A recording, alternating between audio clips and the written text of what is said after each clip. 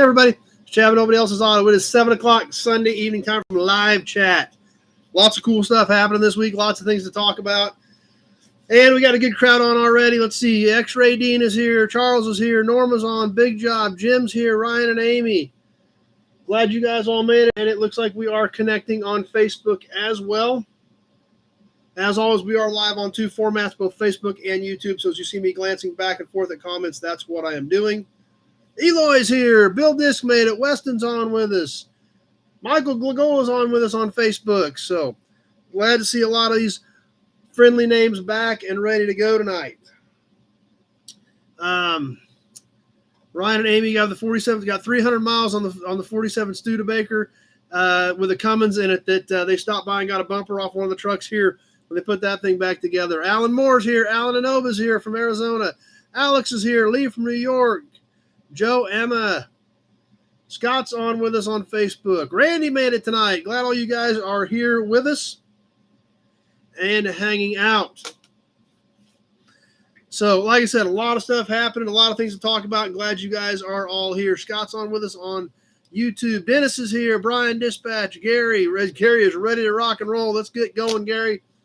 Dad's here with us.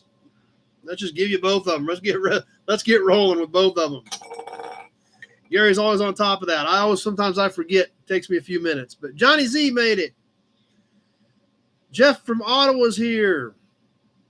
So, anyway, as always, a little bit of housekeeping. Throw a share out there. Let your friends know we are on and ready to rock and roll tonight. Autocorrect. Please double check your autocorrect before you hit send. If autocorrect changed something and I can't make out your comment, I will skip it. Go to the next one. Tony's here. The show page, if you're on the Nobody Show page on Facebook, I cannot see those comments. This is a shared video from the Nobody Else's Auto page. So you will need to be on the Nobody Else's Auto page on Facebook or the Nobody Show page if you want to comment, participate in the auctions, anything like that.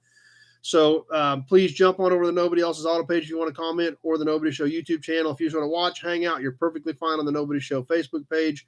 Trolls, as always, I ignore them. They want my attention because they can't get any from mommy. You guys do a great job of running them out and making sure they know they're not welcome. So as always, I appreciate that. Perfect, Dean. Not a problem. I figured something came up. I wasn't all that worried about it. So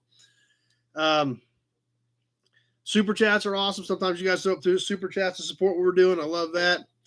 And as always, just I'll try to keep up with comments from time to time when we get busy, and I miss a few. I apologize, but I do try to keep up with all the comments as we're rolling. So anyway, we'll go ahead and get started with tonight's episode.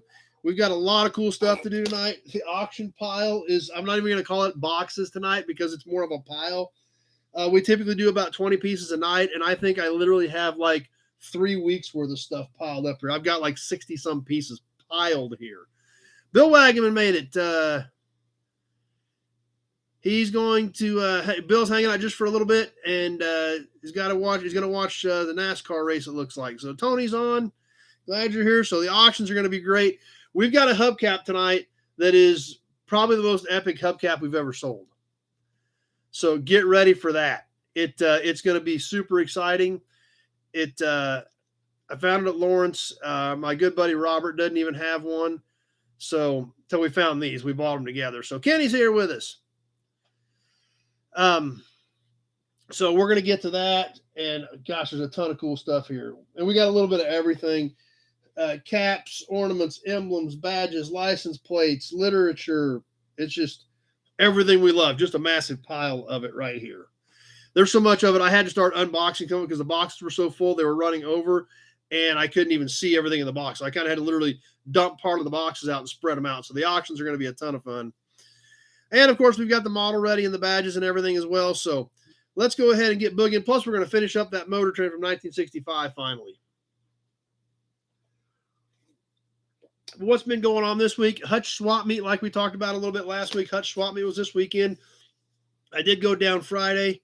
Mark did get on with us. Got on from his hospital bed. Glad you got on, Mark. Mark just left me a message a little bit ago that he was laid up. So we're all going to be pulling for him, that everything goes smooth with him, because we're glad you were able to get on for a little bit, Mark. And glad your connection is at least working for the time being. So So I just left you a message back, too, just a few minutes before we got started, Mark. But Hutch Swap Meet was kind of a bust this year, except I did get to meet Norma. Norma was there, so I did get to talk to Norma for a little bit, but it was a swamp. It rained Thursday afternoon. It rained all of Friday morning while we were there. So obviously that definitely kept a lot of sellers away and a lot of buyers as well, but there wasn't a lot of sellers, so there wasn't a lot there. Norma said it was better Saturday. Kind of figured it probably would have been, but I only bought a couple things. I bought 2 signs and a couple of other little pieces, but I didn't buy much at all. So the Hutch Swap Meet was kind of a bust, unfortunately, thanks to the weather this year. Rico adjusted the Springfield Swap Meet, so hopefully it was a little better for them. But like I said, Hutch was a little thin. We got a couple signs we'll be checking out on some upcoming Toy Tuesdays. Is about all I got there to talk about. Got one piece for this in the auction box, but that's about it. So, Bill is at North Wilkesboro. So Bill is at North Wilkesboro tonight. So glad you're on with us for a little bit at least. So anyway, the swap meet didn't work out well, unfortunately, but we got a couple things to check out. That's where we were going next, Scott. The Mecum this week was the most epic auction ever seen. So Jim was on screen here. You're this far ahead of me, Scott, because that's literally as soon as we got done talking about the swap meet, which we're done with because that was about the entire swap meet. We were going into Mecum Indy. And I did talk to Jim this afternoon. I called him on the way home and got some updates, some boots on the ground reports from Mecum Indy. Jim did get 5 cars bought for his clients. So successful weekend for him as well. But, he said overall, he thinks that we are starting to see the things slowing down. He said, I think this was the first ripple in things starting to readjust back to reality. He said there were a lot of mid-level cars. He said, actually, there were a ton of mid-level cars that did not sell.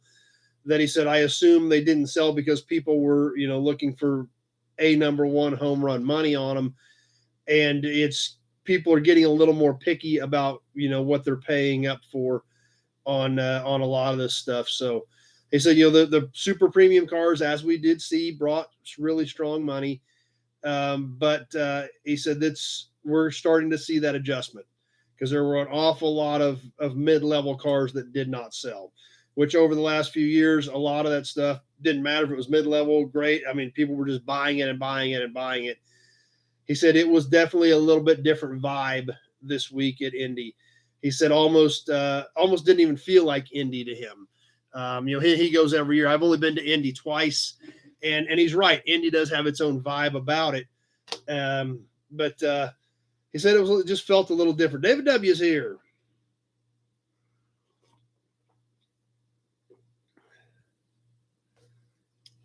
So, but anyway, what just like Scott commented, saw Jim on TV quite a bit. What did he buy?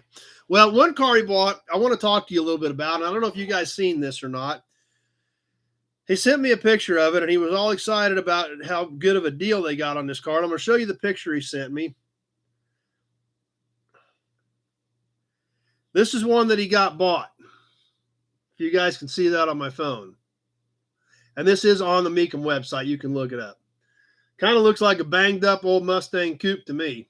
At least that's what I thought initially. So I don't know if any of you guys saw this car go across the block or saw it on Mecum. But he did get this car bought. And he was really excited they got such a great deal on it at $150,000. Plus buyer's premium. So $165,000, and he couldn't believe they got such a great deal on this kind of clapped out old 66 Mustang coupe. So obviously there's something a little bit special about this car. So I got a few more details from him when I talked to him today as to what this car really was. And if you want to look it up on Mecum, it was lot F157. So it sold Friday afternoon, F157. The 1966 Mustang coupe. So I said, well, what's the big deal about this thing? Essentially, this car, and and there again, I didn't realize this until I talked to Jim. This car is basically a GT350R that's put into a coupe. So we're all familiar with the Shelby GT350. The GT350R was the race prepped GT350, of which we did a video on 5R002 a couple years ago at Indy with Jim, which was the very first R model car that Shelby built. So that obviously makes it a very special car. So basically what that thing is it was built to be ran in Trans Am A sedan. And to run an A sedan, you had to have a back seat. So that's why they went with coupes. They were custom built at the factory by Ford with no sound deadener and no carpet. They were then shipped to Shelby. Shelby did the conversion on them, basically put a complete GT350R running gear in them. They could not run the scooped hood, and they could not run, there was a Valance that they couldn't run. So it did not end up with any of that, which makes it look even more like a just stock, plain, normal Mustang coupe. You know, without the scooped hood or anything similar to a Shelby. So that's essentially what that car was. They built 16 of them. They built 2 batches of them. This was the last one built out of the second batch. So when I first saw the thing pop up, when I was skimming through the Mecum side, I was like, it's kind of odd to see what looks like kind of a ratty, plain Jane Mustang coupe in the middle of the day on Friday. But it's one of those deals that obviously a very special car. And like I said, Jim was excited that they got the car bought for what they did. Old School made it. So thought that was kind of interesting. And there again, that's one great thing about talking to Wicks. He can just recite all this information to us, and we can study that stuff. And there again, why are we here? We're all learning stuff. That's what makes it fun. So obviously you got the little Mustang coupe. What else did Jim buy this week for his clients? An LS6 El Camino. We talked about. Saw a Newell stock Lincoln V12 block and hits over $10 at an auction. Holy cow, that'd be pretty reasonable. We saw Jim buy an LS6 convertible at Kissimmee this year. We talked about that. He bought an LS6 El Camino for the same client this week. So he got him a convertible in Kissimmee. He got a hardtop in Glendale and got an LS6 El Camino at Indy this week for that individual. So sweet. Also sold an 8-track Pioneer to a guy for a 71 Cuda convertible, or 71 Cuda and a 69 Camaro convertible. Obviously, the Judge convertibles have obviously been off the rails this year after the Orbit Orange car, rang the bell for $1 million at Kissimmee this year. And obviously, then there was a blue one in Kissimmee, and then my friend Doug Ray took another blue Ram Air 3 car to Glendale for one of his customers. And Jim still had a guy on one, and Jim ended up buying the silver Ram Air 4 70 Judge convertible today or this weekend for one of his clients. He also bought a 69 Shelby GT350 convertible, as well as a 70 Cutlass 442 W30. So he had a successful weekend, but I mean, that's what he does. If he's not buying cars for clients, he doesn't have a very successful weekend. So, but not too bad of a gig, not too bad of a job to have to be able to go out and hang out at these auctions and do all that. Yeah, don't we all wish we were rich? Yeah, it'd be a lot more fun, buy a lot more cars.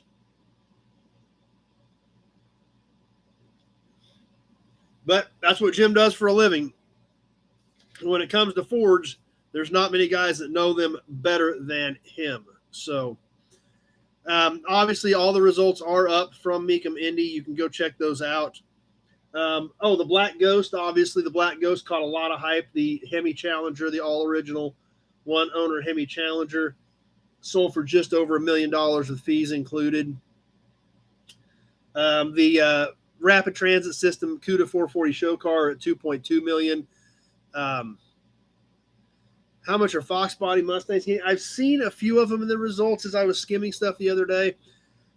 They're coming up a little bit, not as fast as I would have expected them. I still think Fox bodies are lagging a little bit from where they're going to end up at. I still think there are some deals on Fox Body Mustangs out there. I don't know how long that's going to last. We are already seeing a lot of this stuff starting to tick up. There were some Cobra R's that sold there again, and they were $100,000. So that's kind of what we, I still think Fox Bodies are a decent buy, and if you want one, now's the time to do it. Scott, maybe the mid-level cars are slowing down, but the big-time cars should go higher. Some of them, but I still think, the ones that brought ridiculous money there was a lot of hype around them. Obviously, the Black Ghost, as well as the Rapid Transit System CUDA. The Rapid Transit System CUDA obviously had been gone for years. Nobody knew what had happened to it. If you guys remember back a few years ago, the Steven Giuliano collection, the first year we went to Indy, they had 3 of the Rapid Transit Systems, I believe, in that collection they sold. Those cars all sold in the $200,000 to $300,000 range.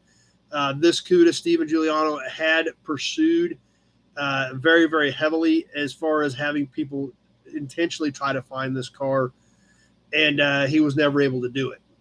So, and Jim did tell me that because he knew Steven Giuliano personally, and he said he had feelers out all over the country for the Rapid Transit System CUDA and never managed to find it. So it did pop up, and it did break the bank at $2.2 million, counting buyer's premium. The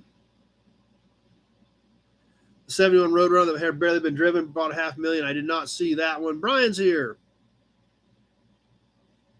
So, like I said, when they sell cars for over a week at Indy, obviously there is a ton of cool stuff there to check out. So,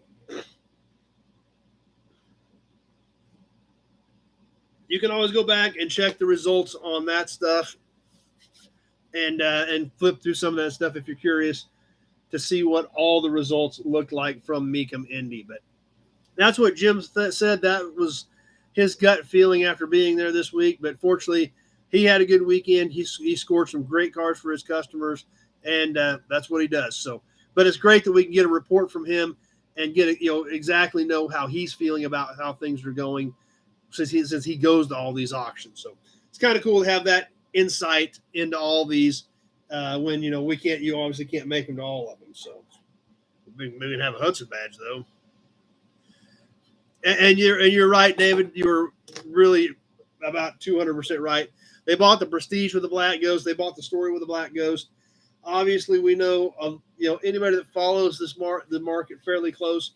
The Hemi E-bodies, they're still extremely valuable cars, but they're nothing even from where they were 10 or 15 years ago. I remember seeing Hemi E-bodies routinely in the $400,000 to $500,000 range, and those cars can be in the $200,000 to $250,000 range today. So, for the Black Ghost to break $1 million with buyer's premium, that's obviously they're right. They bought the Prestige, they bought the Story, they bought the whole aura that went with that car at that money. So anyway, be sure to check out the results at Mecum.com, and you can flip through, and you can spend a lot of time. There's a lot of cars this week, so you can spend a lot of time going through those results. That's right, David W. It was an amazing story with the guy that ordered that car new, was in the service. I think he was even a paratrooper in the service. Got out, was a Detroit police officer, a very interesting guy who did a lot of cool stuff. And it was a great story. If you haven't read it, you can Google it. It's all over the place. I read it in the Mecum magazines where I read it, but it's all over. So it definitely will be now that the car brought $1 million. Auburn badge.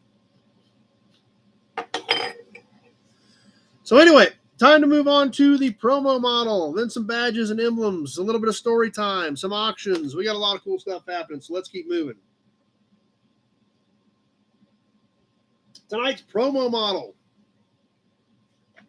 We did look at this one several months ago when it first came in, but it's a great promo that's still in the box. The box is a little rough, but any of these in the box, I always get excited about because I only have a few original promos in the box. Test drive total performance for 65. Best year yet to go, Ford. Number 1 made it.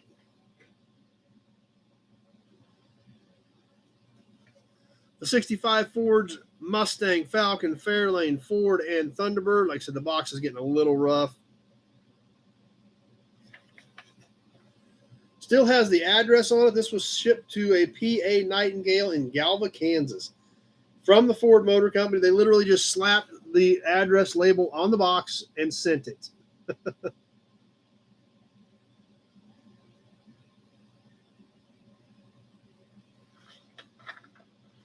And inside, we have the 1965 Galaxie two-door hardtop in this medium metallic blue. Car obviously is in really good shape since it's been inside. The hood ornament is missing, which probably just got banged around in the box a little bit. So other than the hood ornament being gone, it is in really good shape. The front is all intact. None of this is broken up or chipped. Same thing on the rear. The taillights are still in it. The bumper's still there. Bill Disc has this one. Yeah, it's always exciting when you have one in the box. All the original tires and wheels and hubcaps on this 65 Galaxie. Inside, if you guys can see, it does have bucket seats with a full-length console even, which was kind of interesting, to get that kind of detail into a promo model. Yeah, it is a good color too. A lot of you guys are commenting on the color. It is just a nice, clean, medium blue. This one does have the details, the selling specs on the bottom of it. We'll check out a few of these, see what they had to say about the 65 Galaxie. Big job. That's the color mine was originally. As soon as it gets to it, it's coming back to that. The Elegant World of Ford. Let's see if some of this stuff's you got to get the light just right.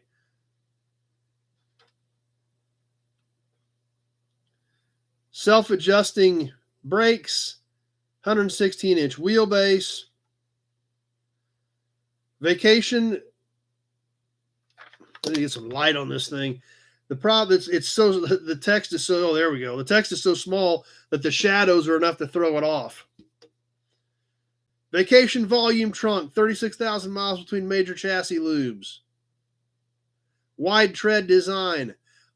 Alternator and long life last full battery.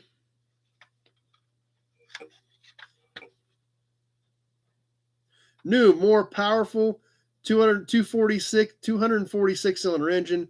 Suspension designs create a new ride and smoothness. Critical body areas, zinc armored against corrosion. The Elegant World of Ford, the car that pioneered twice a year maintenance. New ride tailored body and frame design. So all kinds of cool information on the back of these. Zach made it. Whiskey Business is here. So like I said, the text is so small on here, you get the shadow. So you see if you tilt it in the light, how much more clear the text is on this.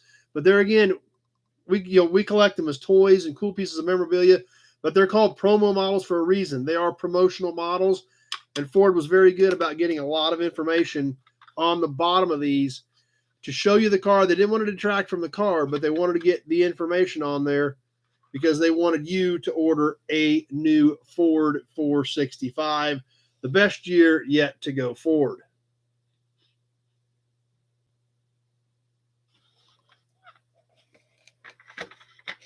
So we'll put it back in its garage, and then we're going to get her put away. So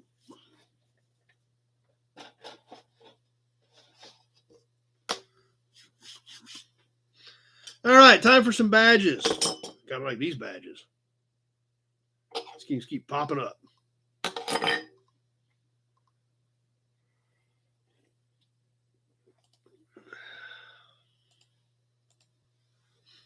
That's right. Like Jim said, some of the boxes were great as well.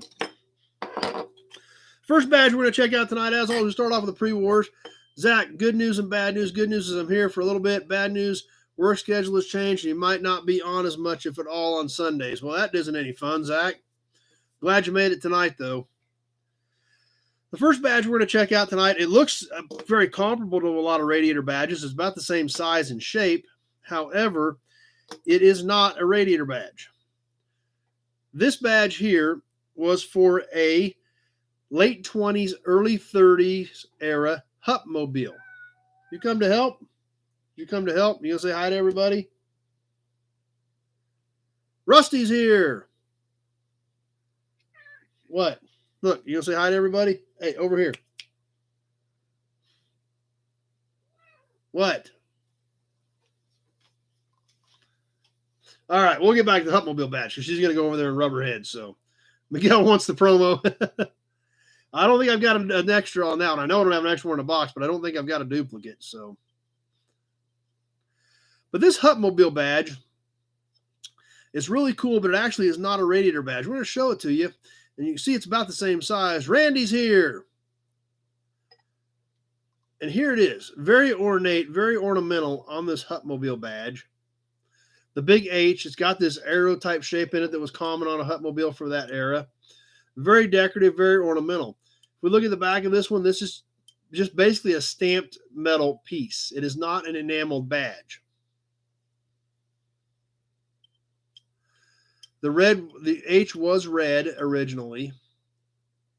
Almost like an international. Not quite, but what this was actually, and these holes here, if you can look, if you can tell, these holes, they have a circle around them. Those are factory holes on this particular piece. This actually went on the side mount cover. At least that's what I found on the American Auto Emblem website. This is very comparable. Alex, they were cool cars, very aerodynamic. Yep. Comparable in size. This badge is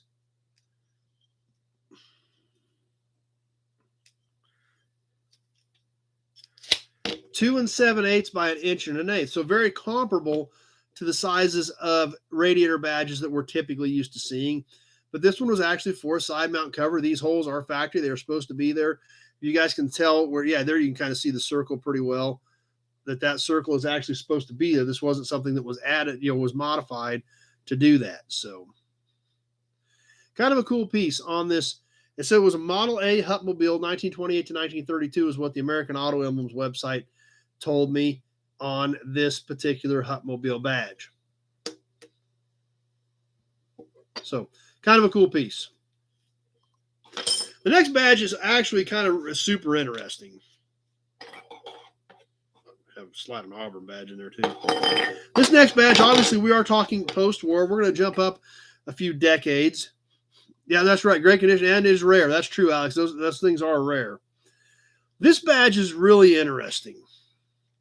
I actually found this on eBay several months ago, looking for something and, not looking for this at all, but it popped up and it's like, this thing is weird. I'm sure it's Studebaker, but I don't know what kind of Studebaker or what year of Studebaker or what model of Studebaker, but it's got to be Studebaker. They had it advertised as Chevrolet. And of course, once you click on something, then it just keeps popping up. Well, they kept relisting it. It finally got down to where it was like $10 shipped. So, I thought, what the heck? I'm going to go ahead and buy this thing because it just doesn't add up. And I've got to figure out what it is. So I figured it was like, I don't know, $11 and change or something shipped or something. So I was like, I'm going to buy it because I want to figure out what it is. So when I seen it on eBay, this is the part that was telling me Studebaker right here. This bird, the way this crest is. Mike from New Waverly, Texas is here. This is telling me Studebaker. So, but they had it advertised as Chevrolet. But I knew it was Studebaker. I just couldn't place it. But it's going to be real obvious to tell why they had it advertised as Chevrolet. It said 283 on it. So I didn't know what it was, but I knew it wasn't Chevrolet, and I was 90% sure it was Studebaker with this crest.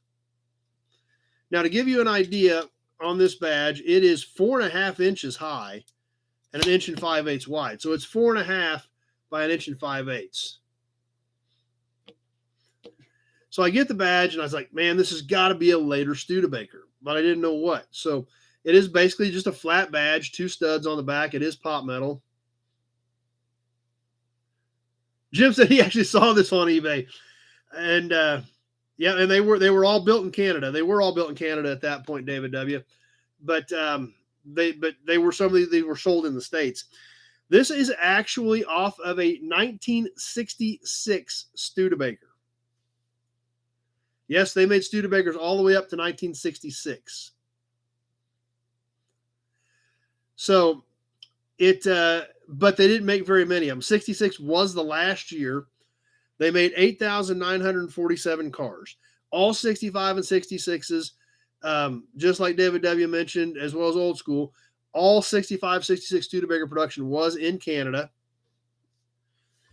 This engine was used in the Commander, the Cruiser, and the Daytona V8.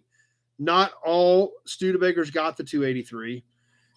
So there were a lot of six-cylinder cars. So, and that's where I was going with this, Alex. It's got to be fairly rare because they made 8,947 cars, even if half of them were V8, which I doubt they probably were. That's only 4,500 cars. I didn't think they were Chevy engines. There were some comments on there saying they were Chevy, so they could have been. I did not look that up because Studebaker had a 327 as well that was not a Chevy 327. So, but I didn't look this up. I just assumed it was a Studebaker engine because I knew Studebaker had a Studebaker 327. So, but some of the comments we've just had say it was actually a Chevrolet engine. So, I thought it was a super great badge that. Old School, the Hamlin Studebaker plant is still there. You can Google it. That's cool. So there again for 11 or 12, basically $12. I was like, I'll own it for that just because it's such a unique piece of Studebaker history. Alan says they were Chevy motors in 65, 66. So that would have been a Chevy motor just with a very, very specific Studebaker badge. This went on the front fender behind the wheel. David W., technically a Chevy marketed as a McKinnon engine. Somebody else made a McKinnon. Oh, David, yeah, okay, there you made a comment. It was you, David W., but it was a McKinnon engine. So anyway, that Jim said he thought the same thing. So these were apparently Chevrolet, at least Chevrolet designed engines on these 283. So thought this was a super unique badge, kind of a, definitely the end of an era. And like we just talked about, can't be very many of these out there, considering it was a 1 year only badge. There were 2 per car, but only the V8 cars had them. And I would imagine the bulk of the cars made at that point were probably 6 cylinders. So the mystery was solved after a little bit of research. At least I knew what direction I was going with it.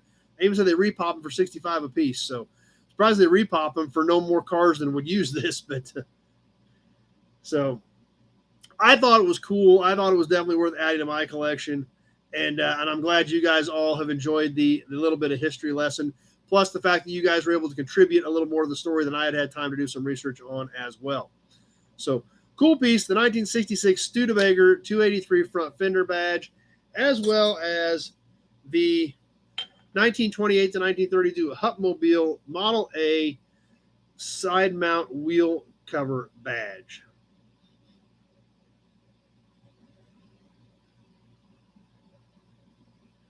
Jim thought of 67 Firebird.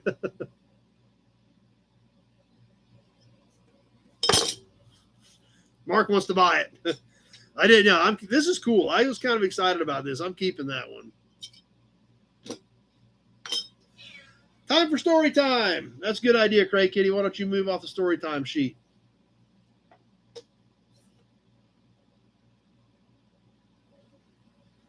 No, we've got an auction item that is super cool that we're going to get to. So we've got an auction item we're going to get to here in a little bit that's just epic. At least I think it's epic.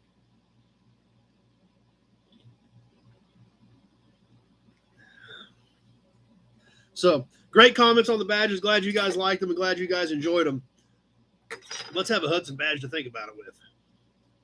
Story time tonight, another Buick, as we're going to see a lot of over the next however long we decide to do this as we do story time. Since obviously Dad did primarily Buicks. This was a Buick that Dad bought as a parts car. Number one saw Jim on the auction.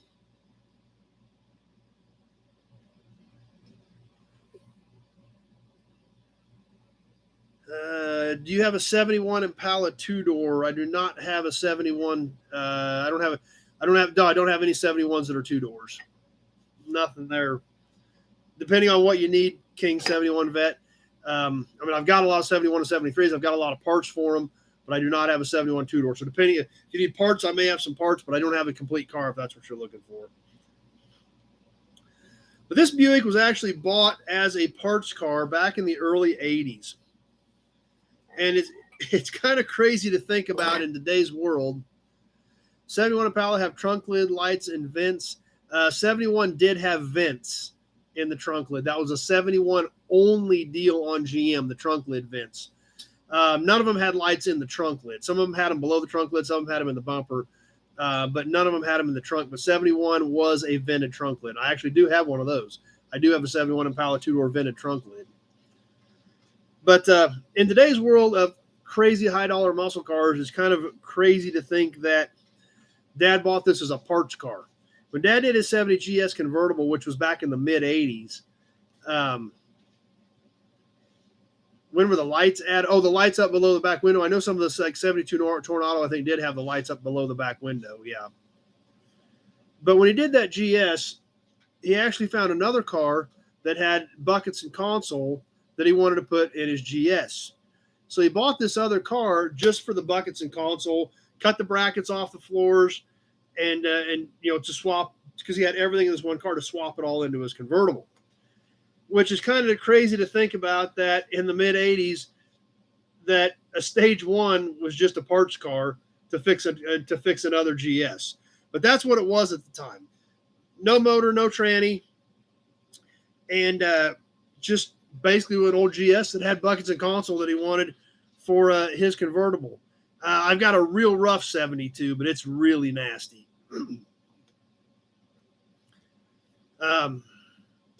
So this 70 Stage 1 was bought as a parts car. In today's world, this is an extremely savable car. The car actually did eventually get saved. I haven't seen it in a long time. But this was bought in the mid-'80s as a parts car for the buckets and console for Dad's convertible. Now, obviously, by the late 80s, early 90s, these cars, the muscle car craze was really starting to take off. So we did kind of gather up some of the parts back for this car. And I actually was going to build it. I thought I was going to build this car one of these days. Of course, I never did. I actually ended up trading this car to a guy for a 1963 Riviera that was a very, very highly optioned running, driving car. It needed some work. It wasn't a super slick car, but it was a running, driving, pretty decent 63 Riv that I traded this car for. This car actually it was a vinyl top, number one. You can kind of see it right there. But the glare is pretty bad, I know, but it was a vinyl top. It did have the moldings and everything on it right there. But it was a vinyl top, white, black top, brown interior, 70 Stage 1 automatic. No motor or tranny in it when Dad found it. And like I said, at the time, it had the buckets and console and the floor shift column and all that stuff. So it was a good parts car for his convertible. And he does still have the convertible as well. But there again, kind of weird to think about going back 40 years ago that some of these cars were just literally parts cars. That's all they were. Last time I saw this car was a little over 20 years ago. After I traded it to another guy, he actually put it together with a 430 out of a 68 Electra that Dad had, and had the car running and driving. And then he sold it to another guy. And I saw the car at an auction a little over 20 years ago was the last time I saw the car. And it was together and in one piece, but didn't look much different than what it looks like here. It had not been finished. It was just had a motor put back in it and things like that. So it, I don't know whatever happened to it after then, but back then, back in the mid 80s, it was a good parts car. I think he had a special order of painted roof on a Buick. And that could be because, obviously, like you said, number one, most Buicks were upscale. They would have had a full vinyl top versus just a painted top. So, story time for tonight: 1970 GS Stage 1 parts car.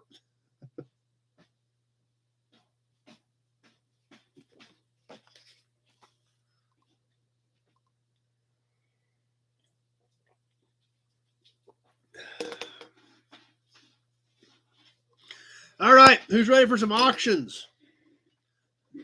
Who's ready to add some super cool stuff to your collection? Big job, like the story, good. I'm glad you guys are enjoying it. We've got scrapbooks full of stuff, plus all the stuff we've had digital pictures. Dad said he gave $375 for that car back in the mid 80s. No motor or tranny, but a pretty solid original, actual, real deal 70 Stage 1 for $375. Eloy is ready. Everybody's ready, it sounds like. Let's give you a Hudson badge. Let's get ready to wound up and get into some auctions.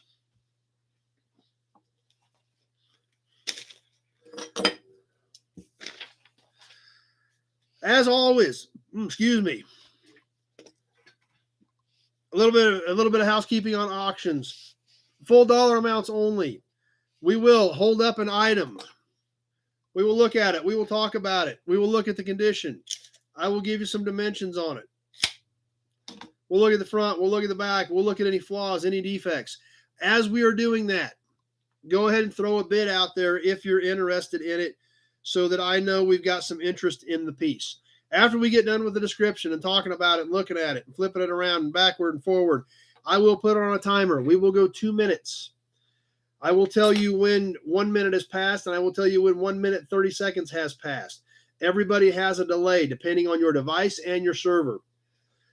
Phone, tablet, smart TV, PC, laptop, all those different devices as well as your internet provider affect what your delay is.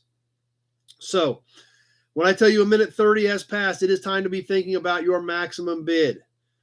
At the end of 2 minutes, whatever high bid I can see is going to be the winner. I know we fight the system every week. So when I tell you that minute 30 has passed, be sure to hit. If you want to hit it, if there's something you really want, hit it with your max bid at that point. A lot of times when you do that, then you can sometimes blow out some of the other bidders. So be thinking about that. Non-U.S. bidders, you're more than welcome to play. However, you will have to figure out how to get me paid, which is typically a wire, which is about a $35 fee. There's the 1 minute mark, as well as non-U.S. shipping. Everything tonight, we don't have anything really big, so we're just going to factor shipping is included in everything. But if you are non-U.S., then you will be responsible for out of the country shipping. For the simple fact, this deal kind of feeds itself. So a couple of non-U.S. shipments could torpedo the whole budget to refill these boxes for everybody else to play. So if you want to play, that's fine. And as always, if you've got any other questions, if you want to bid on something, you're not sure about any of the details, go ahead and bid and then just call me tomorrow. My number is in the description part of these videos, both Facebook and YouTube. Give me a shout. We'll get it figured out. Check, money order, Western Union, PayPal, friends and family, any of that stuff. If you have any questions beyond any of that, give me a shout tomorrow. We'll work it out. Not a big deal. So, Zach, another bad news segment. Threw a rod bearing his 53 Chevy. Well, that sucks. But he did find another good engine. So you're lucky you found another good one for sure. That's another great question. Big job. I thought about that earlier and I forgot to throw it up there. How's the move going, Eloy? Or are you moving yet, or are you still prepping to move? Because you got a lot of stuff to move.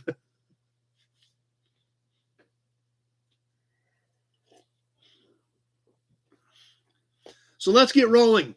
As always, on the first few items, I will read all the bids that I see, even if it's not the high bid, just so you guys can get a feel for where things are at on your feed. So that way you can kind of get an idea of what the delays look like, what you're seeing versus what I'm seeing, things like that. So that being said, let's get rolling. Let's give you another Hudson badge. Let's start off with a couple of smaller items till everybody gets kind of acclimated to what the delays are looking like tonight. So we'll start off with a few smaller things here.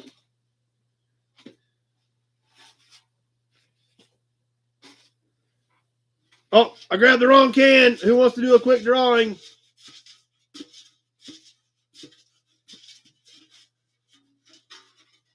Bonus drawing, bonus drawing, bonus drawing.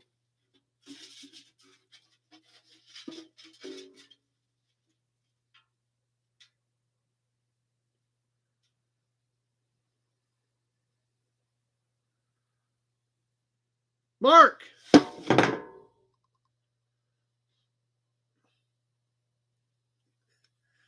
All right. Now let's grab the other can. And let's yank something out of here.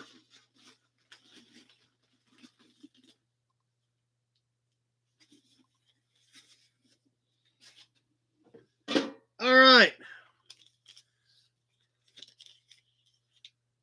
What do we got on the bonus drawing? I taped some of these up too good, I swear.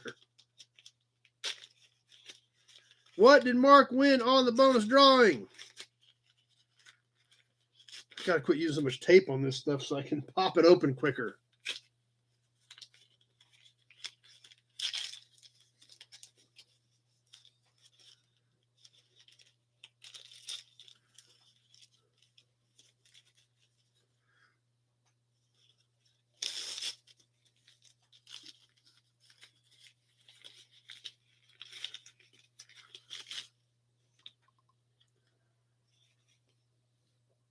The Motel La Fonda Inn, Santa Fe, New Mexico. This is a hotel matchbook, but look at the artwork on this thing.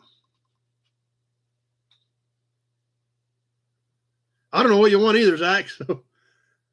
So we're going to throw this in Mark's box. More hearts, more fireworks. That's awesome. Let me grab my Sharpie so we can write Mark on the front of this one.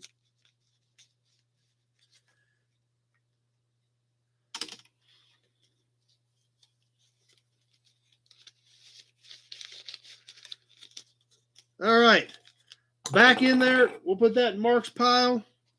And as always, Mark's out for tonight, but for the drawing, these names go right back in. These are strictly bonuses. So, Alex is a historic hotel from 1680. Wow, holy cow. All right. Let's get into some auctions.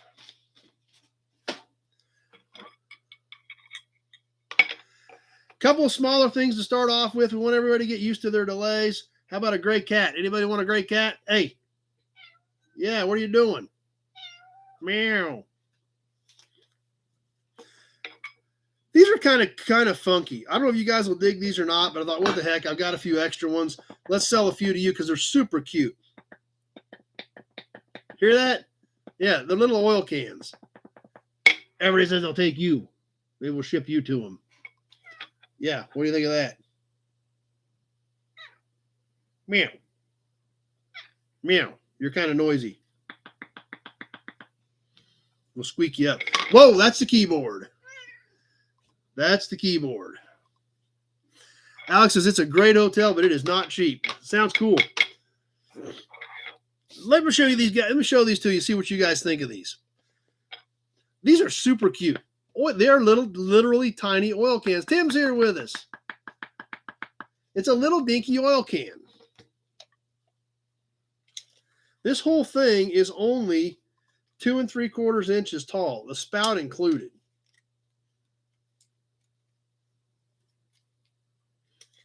Zach starting us off at 5, and it's 2 inches in diameter. Norma said she's got something like this.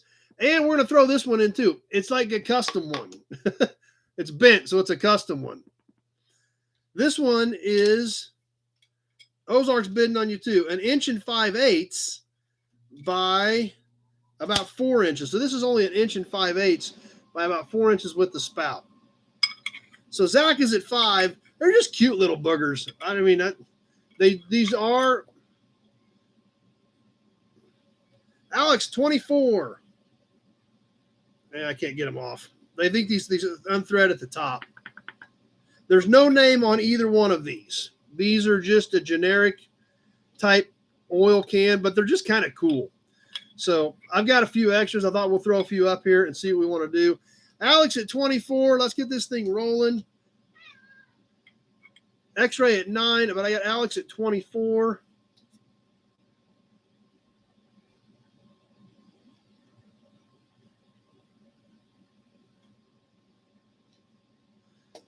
So these are just kind of generic ones, but bottoms still work. Kind of cool. One fits inside the other on the bottoms. Oh, Zach was bidding on Gray Kitty. Yeah, you. Alex at 24. Alex may have just taken everybody out. I don't know. Because nobody else is jumping in. We still got a little time left. We're getting close to that minute mark.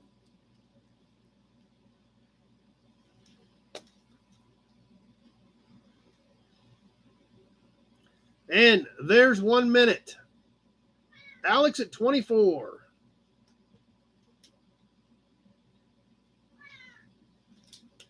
Big Job got his stuff perfect.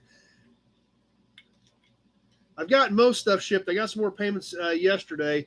The only thing I didn't ship last week was Alec Blanchett at a hubcap that I didn't ship yet. Minute 20, because that was all I had for him. So,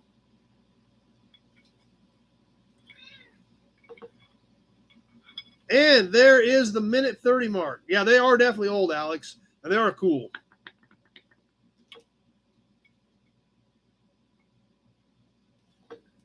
Meow.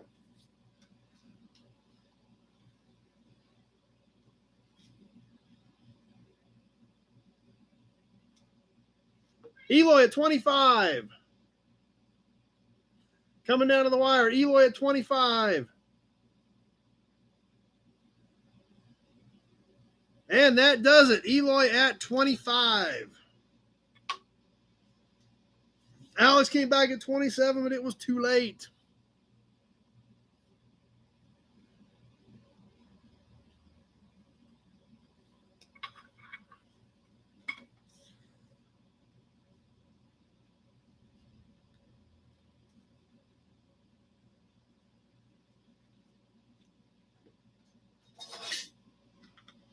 Hey, how am I supposed to stack stuff up here if you're sitting here? Hey, I got to line up auction stuff over here. You don't care, do you?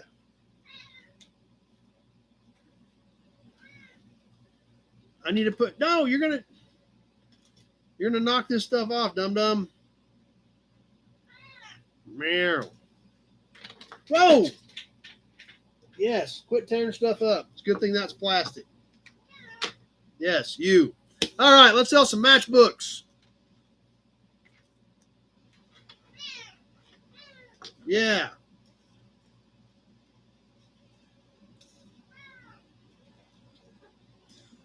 This is a pretty cool one. This is equipment, but it's pretty cool stuff.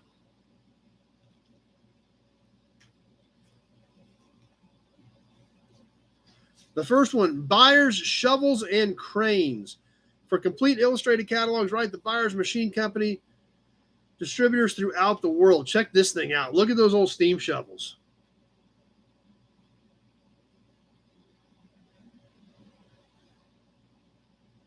Byers Shovels and Cranes, 11 models in 4 sizes.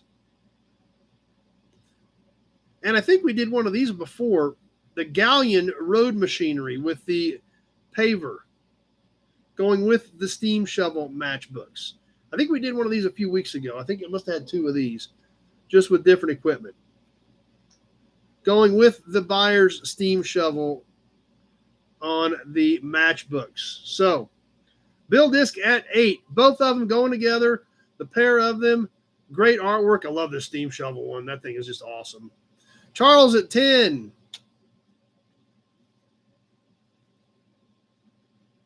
It's a good point, Rusty. Cats are proof the world is round. Otherwise, they'd have pushed everything off by now. Yes, I think he's referring to you.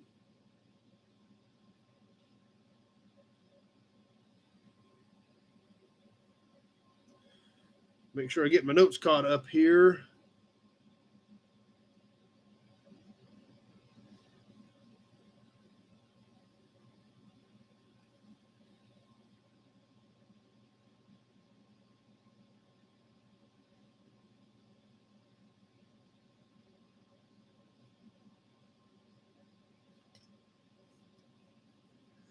Yeah, you acting like Ed McMahon, being a pest.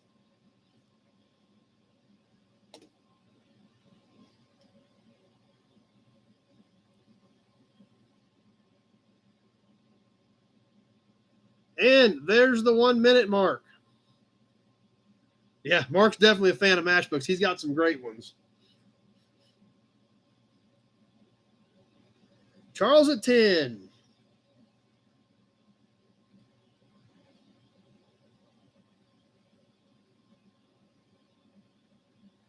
There's a minute 20.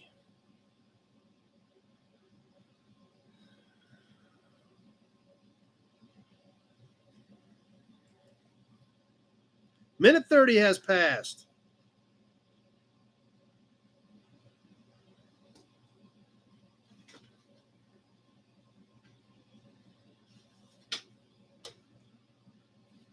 Coming down to the wire on this one, I've got Charles at 10.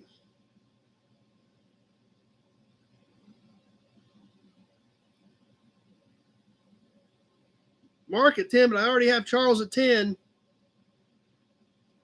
And that does it. I don't know if Mark missed a key or what. They're Mark at 15. I always had Charles at 10. Bill at 12. I had Charles at 10 at the 2-minute mark. So I don't know what happened with Mark's feed there. But at 2 minutes, I had Charles at 10, which actually Charles hasn't gotten a win in a while. So excited for him on that one.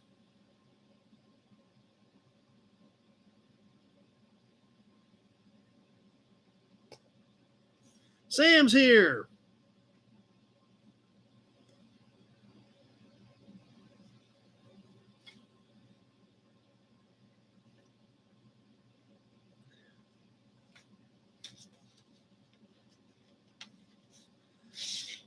All right, how about a license plate?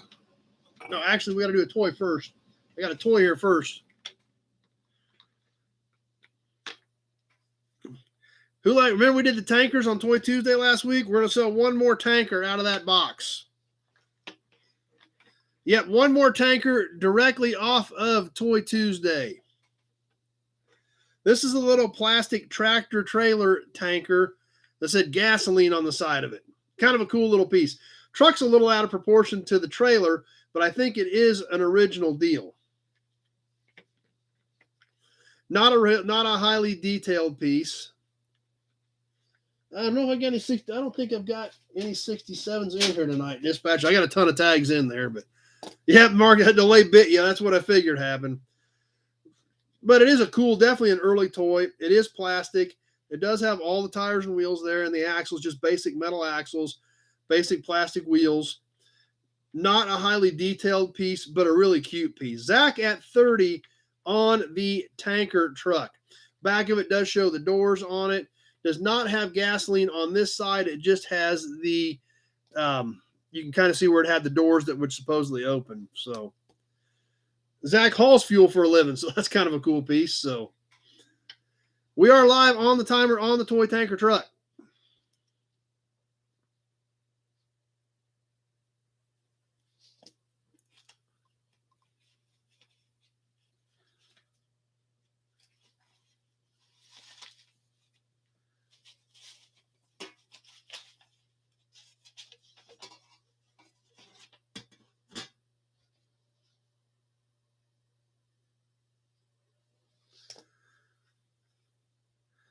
Maybe nobody might not everybody mess with you on this one, Zach.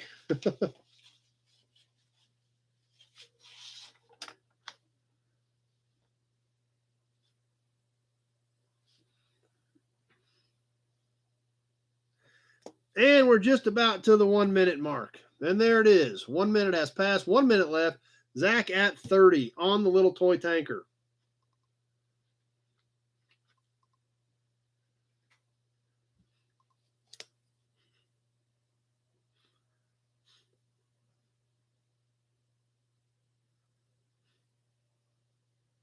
Minute 20 has passed.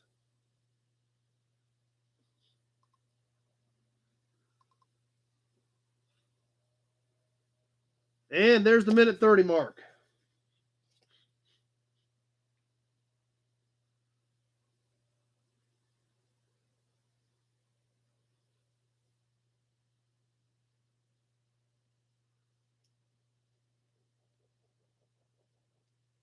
Coming down to the wire, we're getting close to the end on this. Zach at 30.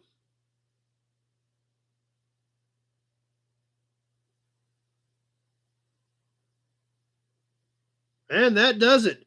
Zach did it. He just threw his number out there right out of the gate and told everybody what was going on with it, and it worked.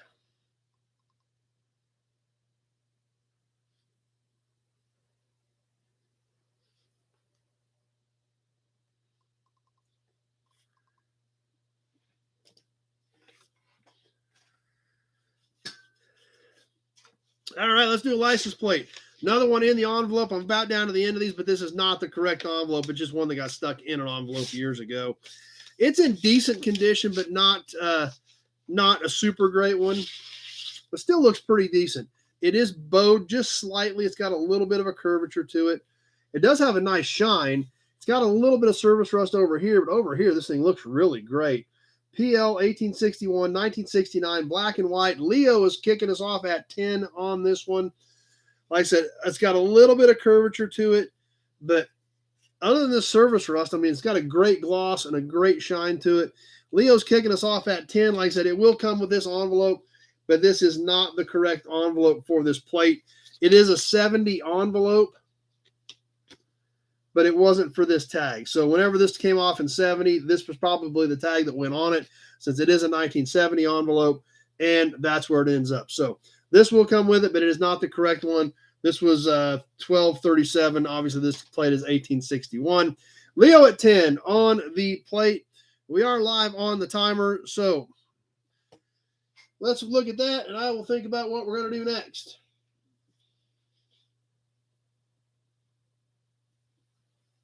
Mark at 12.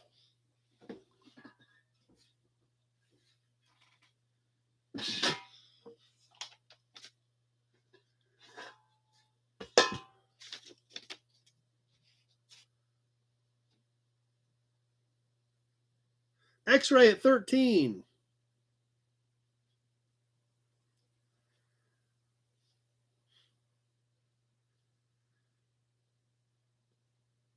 Just past the 1 minute mark. I just missed that, but let's check it out and see if we can see it, by the way. Yep, there. 116, 117, coming up on 120, and there it is. Leo at 14.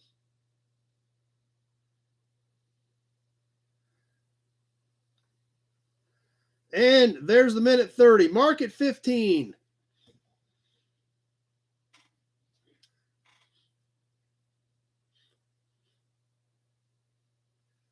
$20 seconds left. Mark at 15. Leo at 16.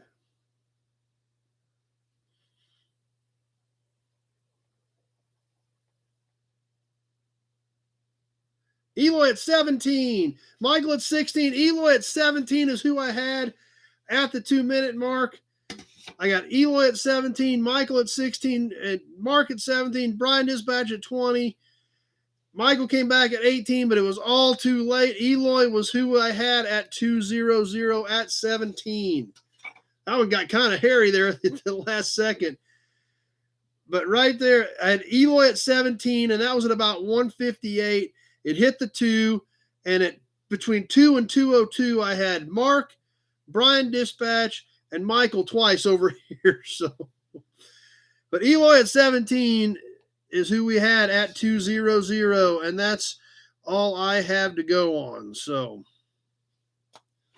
Eloy at 17. That's right. Everybody was duking it out on that one.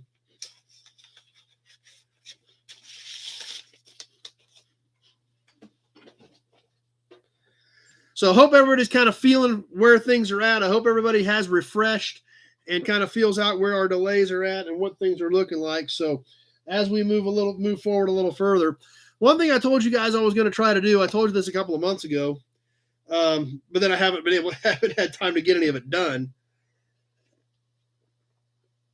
was that as I do new inventory videos, try to find something off of that car to sell on the next week's auctions. Emblem, license plate, hubcap, something like that. Well, if you guys caught the video last week on the 68 Bel Air, I hope you guys all caught the video on the 68 Bel Air. And obviously, like I said, I'm going to try. I'm going to forget. I know I'm going to forget. But I'm going to try to work something in off of the new inventory videos into the auctions. That being said, we've got a hubcap off of the 68 Bel Air from I think it was Wednesday night we posted that video. Whammoed right here. Obviously, nice clean bow tie. Obviously, very bright and shiny. This is a stainless steel cap. This is directly off the car. Still got a little water in it from when I washed it earlier today. Hasn't completely dried out. Has ridges on the side over here. Has the bow tie smack dab in the middle. John's kicking us off at 10. This cap is 10 5/8 in diameter. That's right, number one. That's why I put it that way. Because it wasn't the cheapest, but it wasn't too far off. 10 5/8 in diameter on this Chevy cap. I've got John kicking us off at 10. Let's get this thing on the timer and get rolling.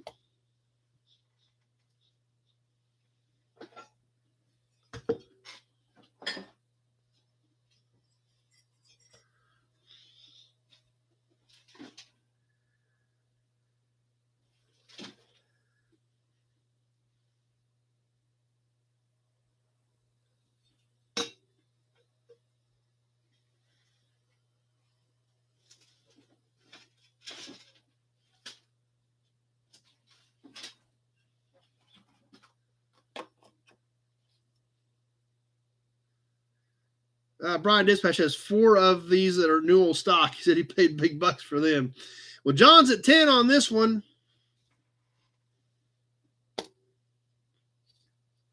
I wonder if we can see the phone. There we go. Look at that. There's the timer. As we hit the 1 minute mark, 1 minute has passed. John at 10.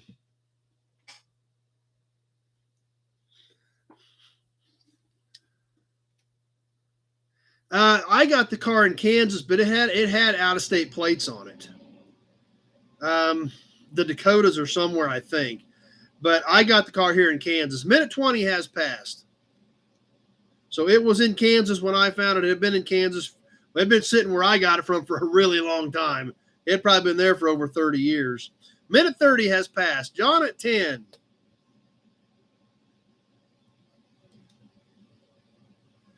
$20 seconds left to go. Zach at 23.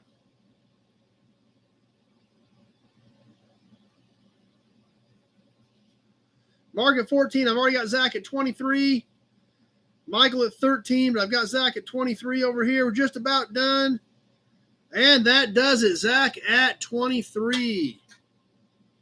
Michael came back at 24, just a few seconds too late. So yeah, Mark must be having delay issues from the hospital. So, but at least he's on with us. That's better than not being on. At least you're here with us, hanging out. You just have to get your delay situated, hopefully a little bit better.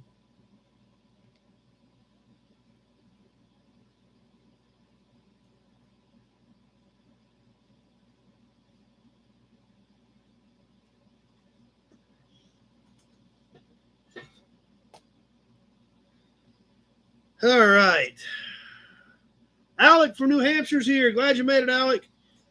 I was going to let you know, I did not ship your cap this week. I was going to wait till you had something else to put with it, since that was all we had, Alec. I hope that's cool with you. I've got it on the shipping bench. I was just going to wait and get some more stuff with it before I sent just the one single cap. What do we want to do next? What's everybody want to do? Oh, who caught the Lawrence swap meet video Friday night? Did you guys all catch that?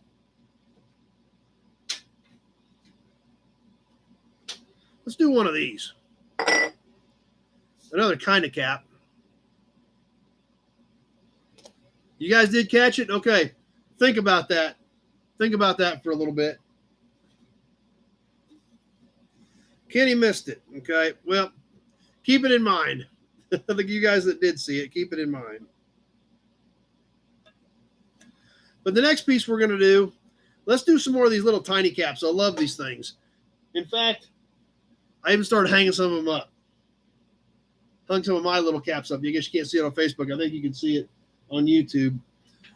Because that's what's great about these things. We've had a bunch of these hanging in the shop. I think we moved them. We took them down because we were moving some stuff around. But these are really great. These little tiny aluminum grease caps. No, Jess was in the video. That was Jess that did the video with us at Lawrence. This one's kind of banged up, but I think it's Dodge Brothers. Probably early 20s on this really cool little Dodge Brothers cap. Obviously whammoed up here. It's got the DB. The DB is very prominent, very easy to read. These were aluminum and threaded caps. It had a hex head on here so you could get a grip on it to get this thing unscrewed when you needed to get them off. So these are, I mean, all you got to do basically, I mean, this is just hanging on a screw. You put a screw or a nail in the wall and you can hang these little grease caps on them, and they're super cool. Kenny at 20 on the little Dodge Brothers grease cap. Alex, yep, he said it is Dodge Brothers. So that's what's nice about these. We had a bunch of them hanging in the shop. We took them down because we were moving some stuff, and I don't think we put them back up. Alex at 25, but they're really easy to display, and they're neat pieces. They're, you know, this 100-year-old piece, so.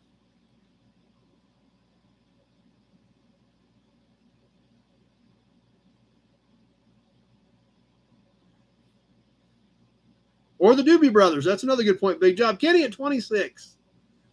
Randy at 25. I had Kenny at 26, just a tick before that.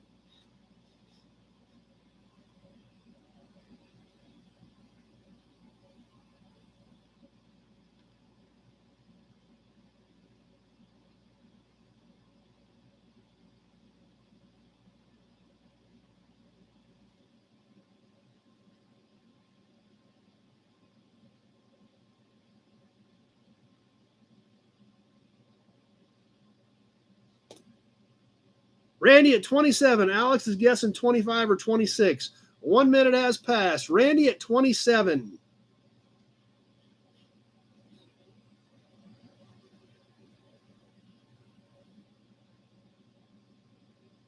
Kenny at 28. There's a minute 20. Dan at 30.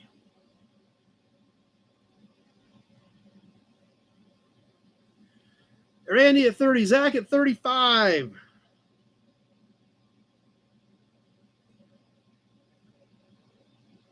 Kenny at 31. We've already got Zach at 35.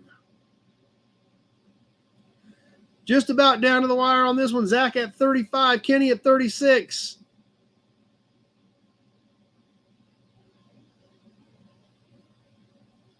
Randy at 40. And that does it. Randy at 40. He got it done just barely. Zach came in at 202 at 42, but we had Randy at 40.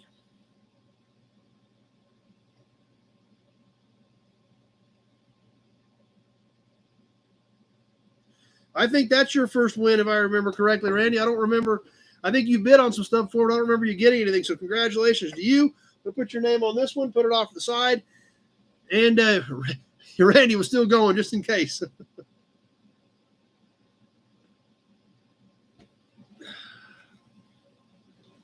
Let's do a badge. We'll do one of these badges.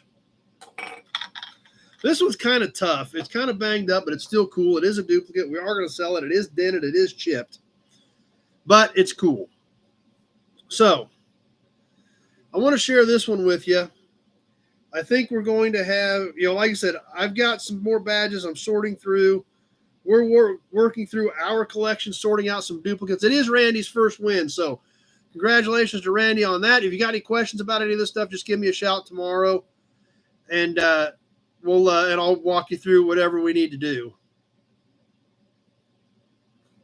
But this next piece, like I said, it's banged up a bit, but these old badges, they're hard to find. Sometimes you got to take what you can get.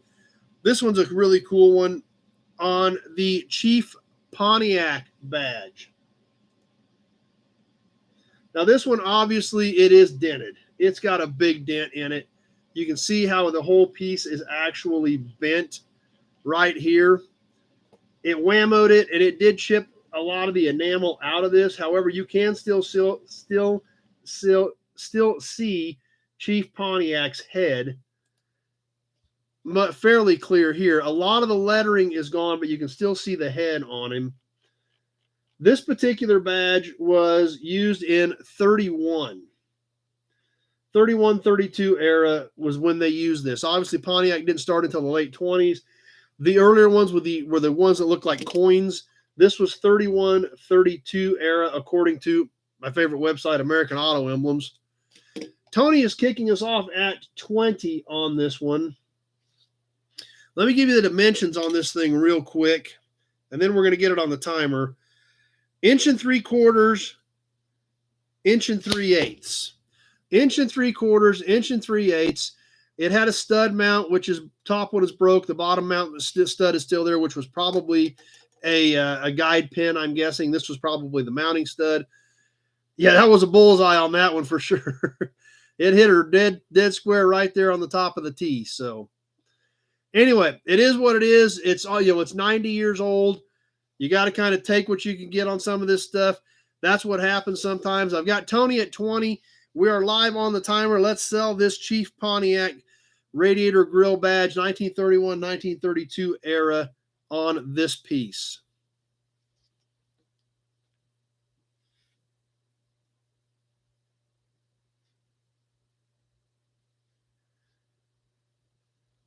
Kenny at 22. Dan at 25. That's true, John. It is definitely real. Tony at 28. Kenny at 27. We got Tony at 28. Alex at 30. Alex loves these badges as much as I do, I think. Kenny at 29. We got Alex at 30.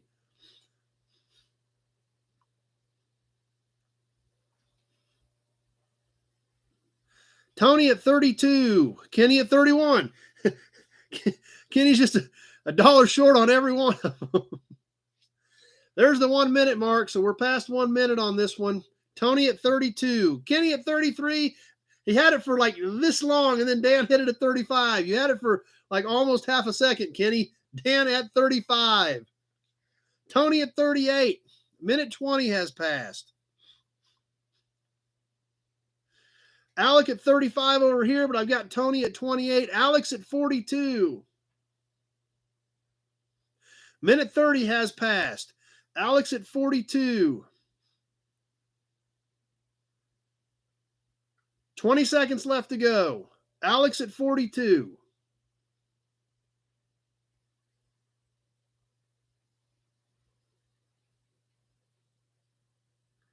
Coming down to the wire, last few seconds. Alex at 42. Tony at 45. And that does it. Tony at 45. And then Kenny at 47. So Tony at 45 is where we ended up.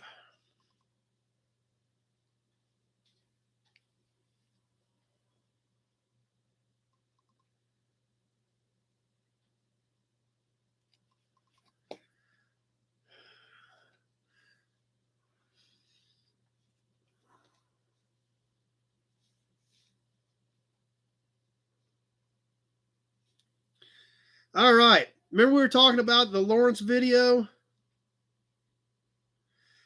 Yep, I want to share something with you guys from the Lawrence video. Who remembers when me and Jess were out running around, checking things out? We stopped and looked at a bunch of cans. And we're going to sell one of them to you. Jess picked this one up, checked it out. She didn't spend a lot of time on it. It is still wrapped up exactly as we found it on this mobile outboard.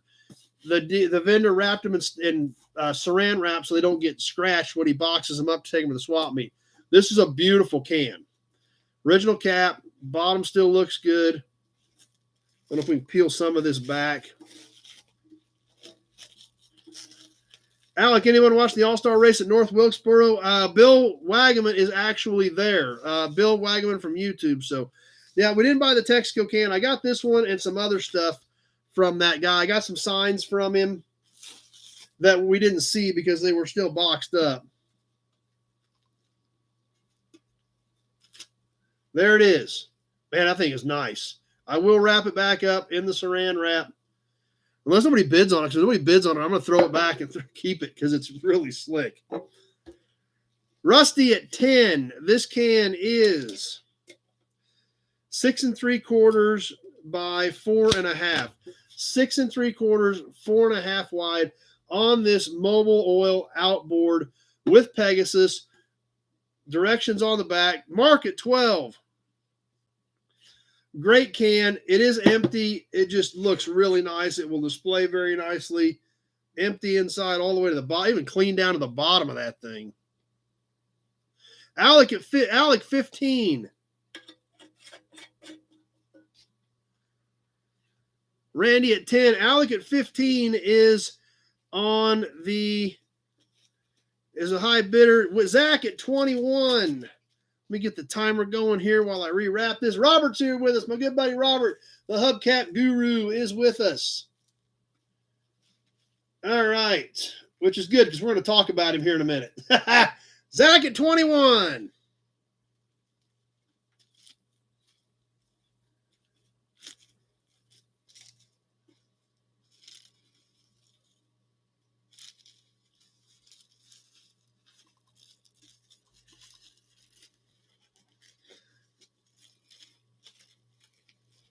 Well, it ain't near as clean as what it was, and I'm trying to hold this stuff and do it all at the same time. But it is wrapped up, so when we ship it to you, hopefully it doesn't get scratched. Zach at 21. This is a nice can, so let's see what you guys think of it. We'll give you a Hudson badge while you're thinking about it.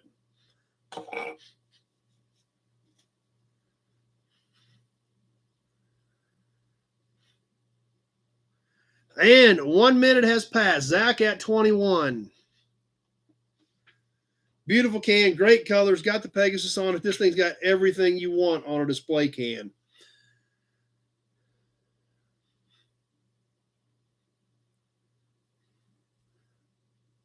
Alec, 25. I've got Alec at 25.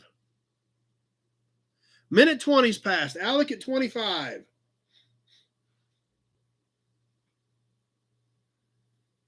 And there's the minute 30 mark. 1 minute 30 seconds has passed. Alec at 25. Zach, 26. 20 seconds left to go. Zach at 26.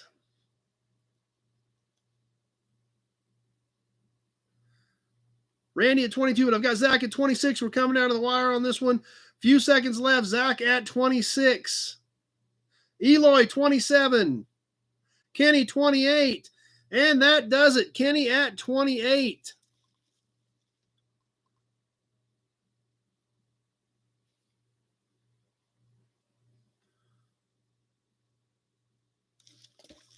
And Zach came back at 30, just a little bit too late.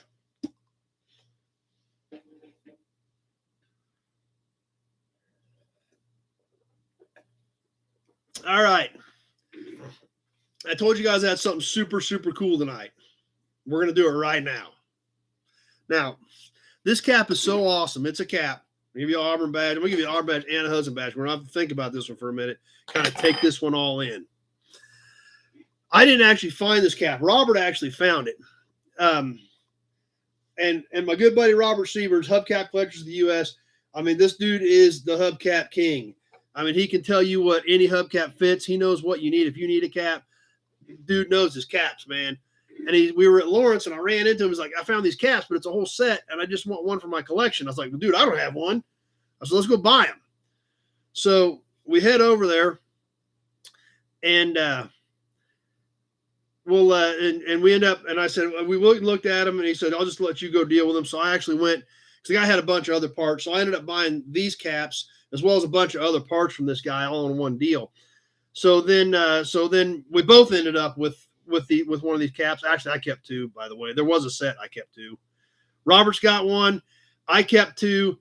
And now one of you guys is going to get one. Zach's starting us off at 30. And you're perfectly fine at that, Zach. If you get it for $30, you're completely golden. So don't worry about it. Zach is starting us off at 30 and doesn't even know what the cap is yet. And you could bid way more than that, and I don't think you would be too upset, because Kenny at 35. I've got Kenny at 35. This thing is so freaking cool. Like I said, Robert didn't have one in his personal collection. And I love these caps anyway. We sold one a year or so ago, similar. Zach at 45. We've got 45, and we haven't even seen it yet. Alec at 50. Brian at 40. I've got Alec at 50. I suppose you guys probably want to see it before we get too much further into this thing. I think you're going to dig it. I dug it. I was excited. When Robert told me about him, I was excited about him. And I think you guys are going to be as well, because this thing is so freaking cool.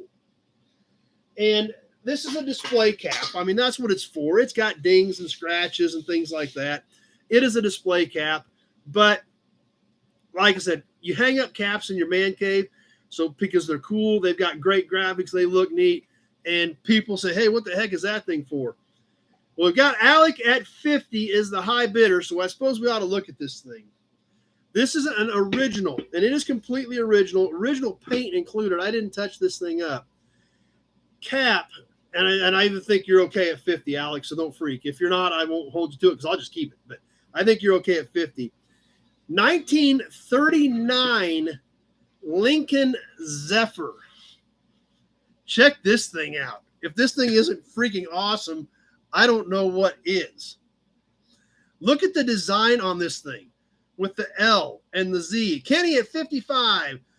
Shopcat says it's awesome. And Kenny's already in at 55, so Alec is already out. Zach at 65. Eloy's got some. Sweet. Eloy's got a set of these. This is ridged on the side. It is a stainless cap with a steel ring. We can see where it's stamped in here. But the way the L and the Z, I mean, this thing is just freaking awesome. Alex at 70. Let's get this thing on the timer. Zach at 80. So this thing, like I said, now you guys can see why I kept two of them. You can see why Robert had to have one. These things are just, it's like, wow. I mean, it's just, wow. The Z is like all the way across the cap. the L, and then the H, of course, the H goes up, the P goes down. I mean, it's just, yeah. Randy's is super cool. Yeah, this thing is awesome. We've sold some Zephyr. I had a Zephyr cap we sold a while back, a year or two ago, but it was a different style. This is a third, and this is 39 only, I believe. Yeah, it is big. Let me give you the dimension on this thing. It's 14 inches. So it's definitely bigger than, most of the ones we sell are in the 10 to 11 inch. This is 14 inches in diameter. Zach at 80. Zach's not even a big Ford or Lincoln guy, but this is awesome. It is awesome. 1 minute has passed. Zach at 80.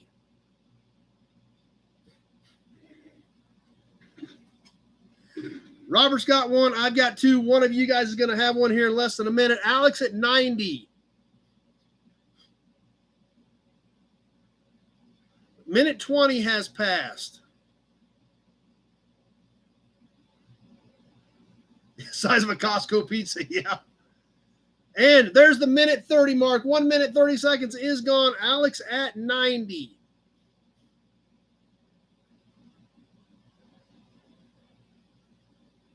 $20 seconds left to go. Highlander's on. Glad you're here, Highlander. Pizza doesn't sound like a bad idea at all, actually, does it, Zach? Mark's out on this one. Alex at 90. We're down to the last few seconds. Kenny at 92. And that does it. Kenny at 92. Zach had something coming in just after that. Zach was 95, but it didn't come through until it was too late. Kenny at 92.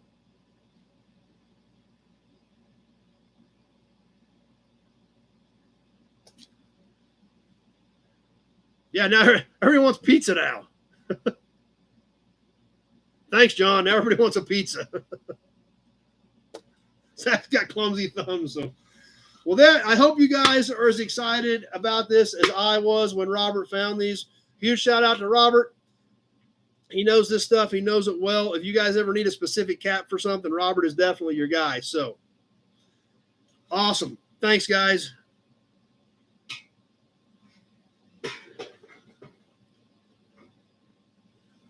More hearts, more fireworks. Awesome. Love those too. Okay. That was kind of exciting. Now what do we do?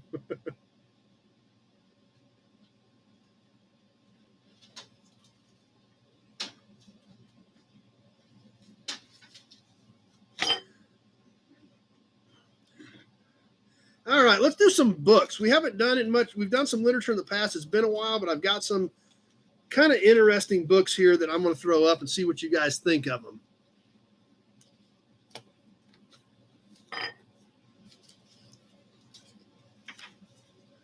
The first book, Alex said he missed the final bid. Kenny at 92, Alec. Kenny at 92 on the Zephyr cap.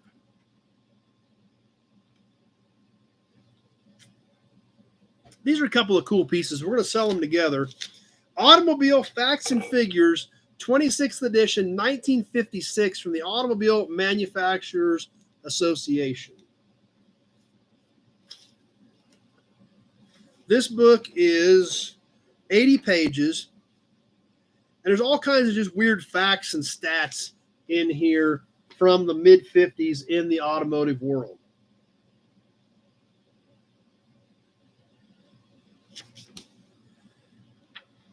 Special truck taxes, special motor vehicle taxes, 95 million motor vehicles in all countries in 1955.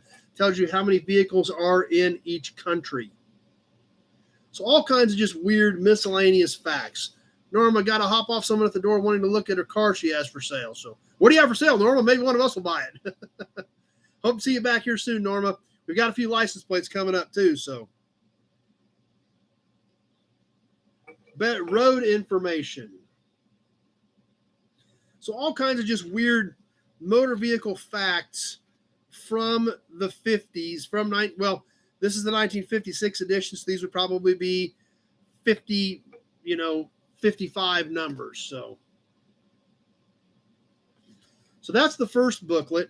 The second booklet is Kindle, the 1958 Road Diary.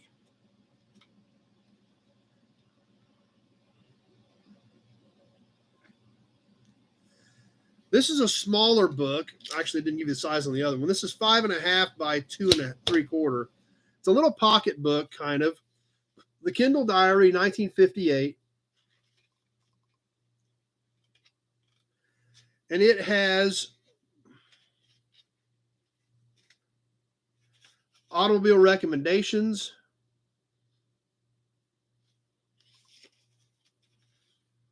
interest rates if you're trying to buy a new car, all kinds of stuff from 1958, as well as an appointment book for 1958. Johnny Z at 15 is starting us off. Let me give you the dimensions on this other one. It's a little bit bigger book. It is about 8.5 on this one by about 5 3/4. So Johnny Z at 15 on the pair of these little 1950s era automobile booklets. Johnny Z at 15. Let's get this thing on the timer.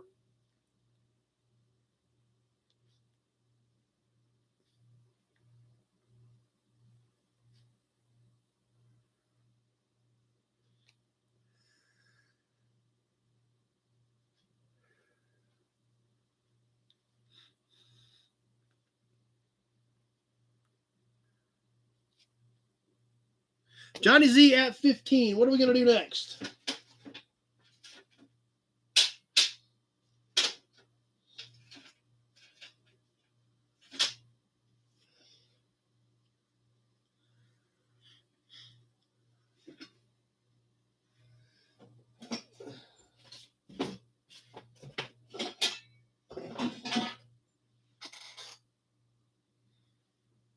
Charlie made it. Robert says congratulations to Kenny on getting that cap as well. 1 minute has passed. Johnny Z 15 on both these little booklets.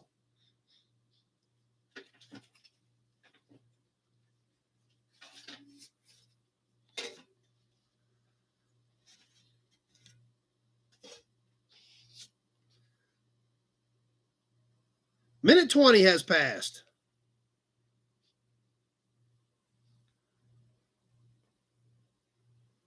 Tony Ray wants another Pontiac badge. There's a minute 30. Johnny Z at 15.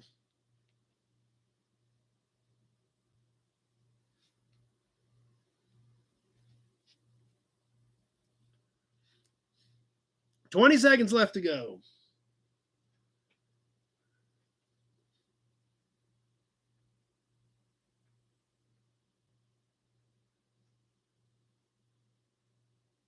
Mark 17.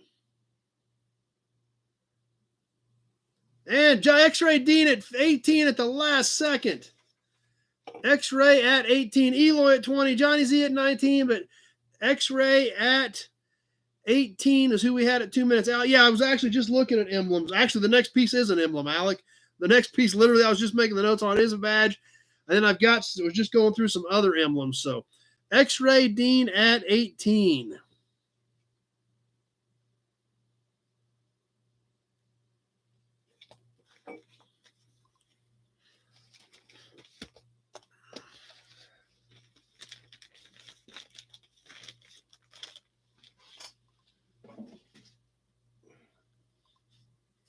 Yeah, rapid sniping now. That's true.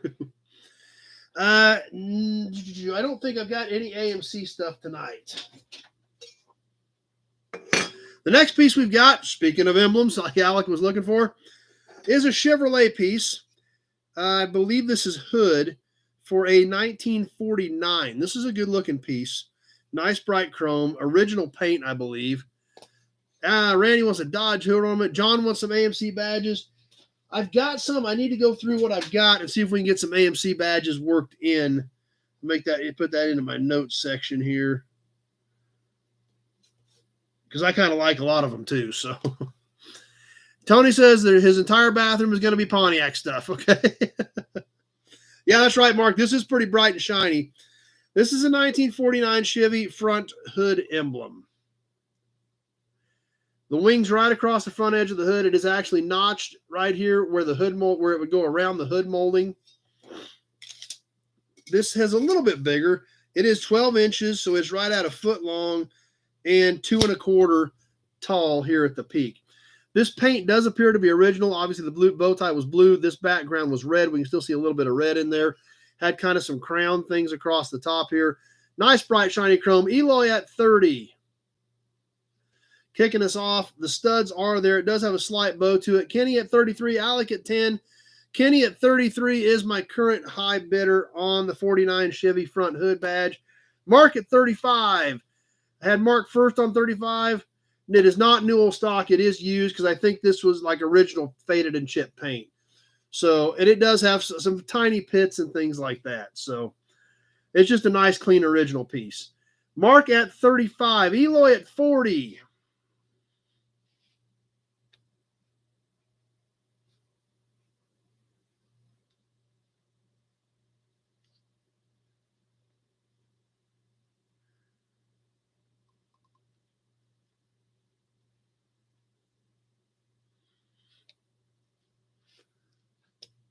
All right, Eloy at 40.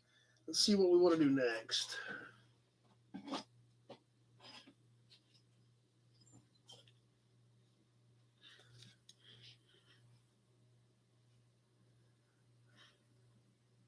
One minute has passed.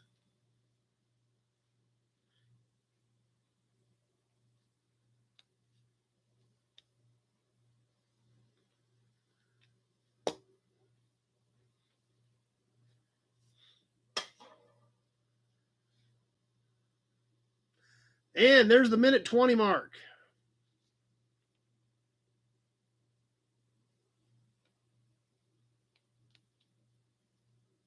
Minute 30. Eloy at 40.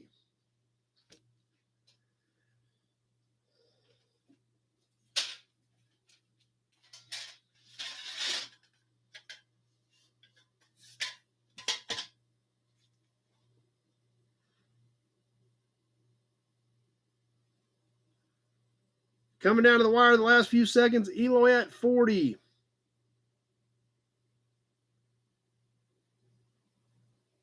And that does it. Eloy at 40.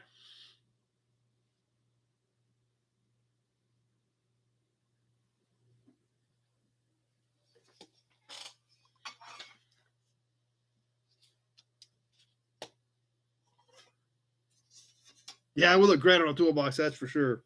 Let's do another plate. We're going to do kind of a normal plate here. We got some really cool plates coming up. So this is kind of more your normal run-of-the-mill type plate, run-of-the-mill type plates on a 1973 Kansas, but it is 3-digit. That's what's cool about this one. It is 3-digit, 106. It's got a little discoloration here. Does still have a pretty good shine on the green. Had kind of yellowish gold numbers. Pretty flat, not tweaked up too bad. It is a used original. We can see where it was bolted on. It did have screws in it. But the green still has a nice bright shine and just has a little discoloration here. We can see the state of Kansas stamped out in it. We can see the green on the back of this one. So like I said, more of a starter type plate, but it is 3-digit, which is kind of cool on the 106 on the 73 plate. Kyle Larson wins at North Wilkesboro, says Eloy. So, all right, let's see. Yep, I got my notes caught up. So anyway, let's get rolling on this one on the 73 Kansas plate to warm you up for some more super cool plates that are coming up here in the very near future. So the 73 plate, we can roll on this one.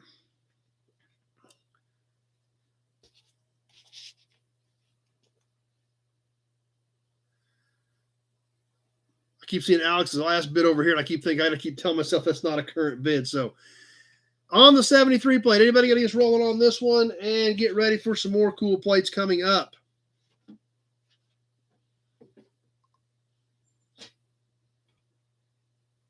Maybe nobody wants this plate. Maybe we'll have to bundle with some more plates.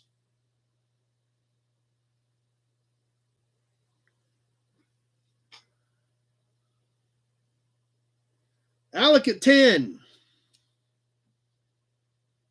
Lee at 5. I got Alec at 10 over here. I guess I kept looking at your last 10, Alec, and it was kind of screwing me up. I guess I could have just taken it. 1 minute has passed. Alec at 10.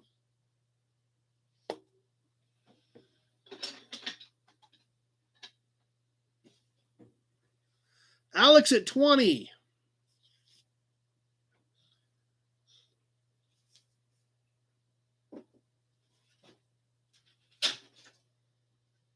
Mark at 22. And there's the minute 30 mark. Mark at 22.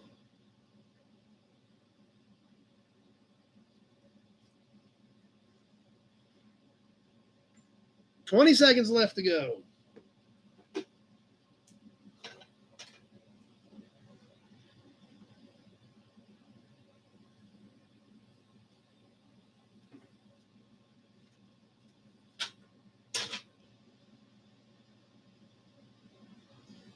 And that does it. Mark at 22.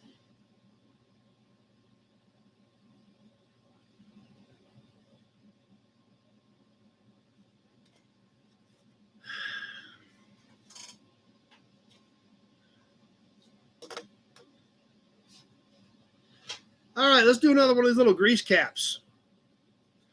These things are super cool. I love them. This one, really not too bad of shape. It's got a little bit of corrosion. These all have some dings and dents because they're aluminum and they're grease caps that are mounted on the wheel. But this one was great when you really make out the manufacturer's marks, just like on the Dodge Brothers we just looked at. This one being a Buick. This is a little bit bigger, so it's probably mid-20s. This one is 3 1/4 inches in diameter. Obviously has the Buick script stamped in it. You can see that very clearly there. Once again, threaded on the inside to go over the cap. Kenny starting us off at 15.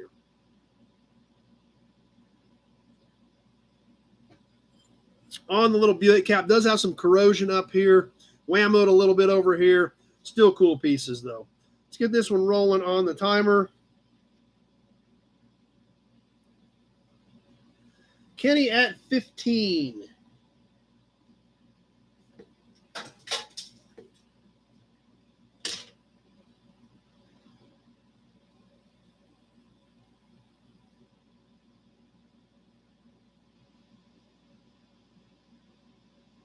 Alex at 25.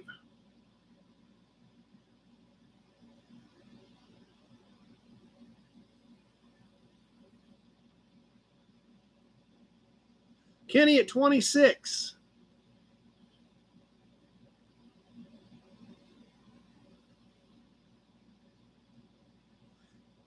Kenny at 26 is my high bidder.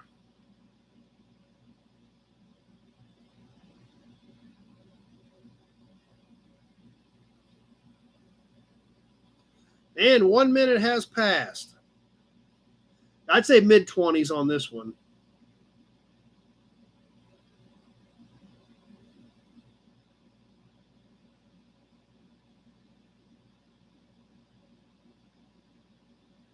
Brian Dispatch at 30. And there's the minute 20 mark.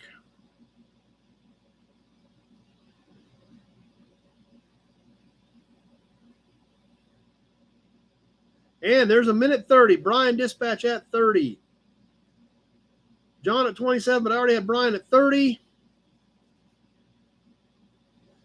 20 seconds left to go.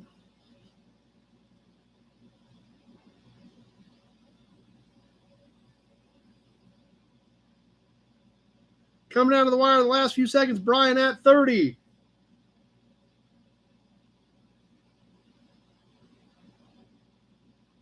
And that does it. Brian at 30. And Michael Gagola at 32, just a hair too late.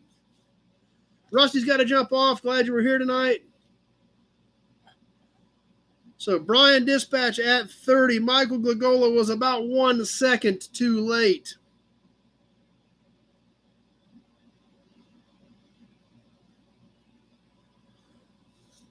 John at 31. So anyway, Michael, you got to hit it 1 second earlier next time, I guess. That's about how close you were on that thing. Let's do another cool cap. And then we got a badge bundle coming up. We've got some plates coming up. This cap is really cool as well. Not quite as epic as the last one, but still super cool nonetheless. And actually, we're going back. We're going the other way to a smaller cap this time for the cute, well-known little Crosleys. So this is a great piece. Dings, dents, typical things like that. Late 40s, early 50s. Crosley is stamped in, has an arrow shooting through the Crosley. Steel cap with a chrome plate cover over top of it. This one, like I said, the Zephyr was 14 inches, and this one's 8 3/8. Alex kicking us off at 30 on the Crosley cap. This, I believe, this is original paint on this particular piece. Alex at 30 kicking us off. We are live on the timer. I'm going to get this next badge bundle unwrapped here so we can get into it and keep on moving here. I don't know where I cut my tape off. So, yeah, they were kind of pocket cars, Ozark. That's true.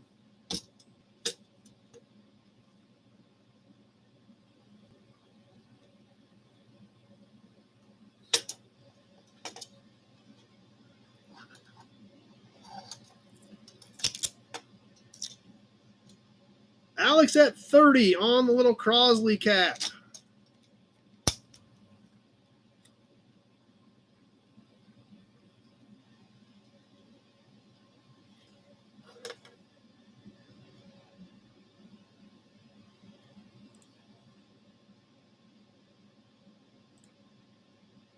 One minute has passed. Thanks, guys. Appreciate it.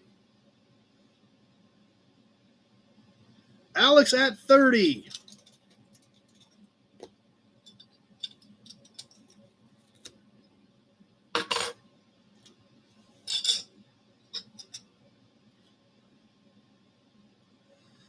Minute 20's pass, coming up on the minute 30 mark. And there is the 1 minute 30 mark on the little Crosley cap. Alex at 30.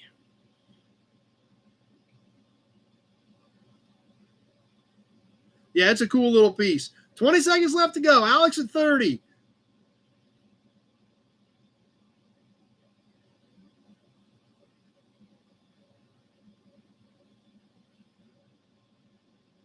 Dan at 35.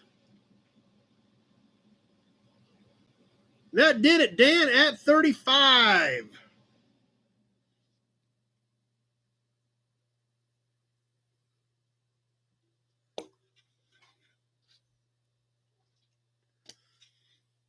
Dan Buckman at 35 on the little Crosley cap. Kind of a cute little cap.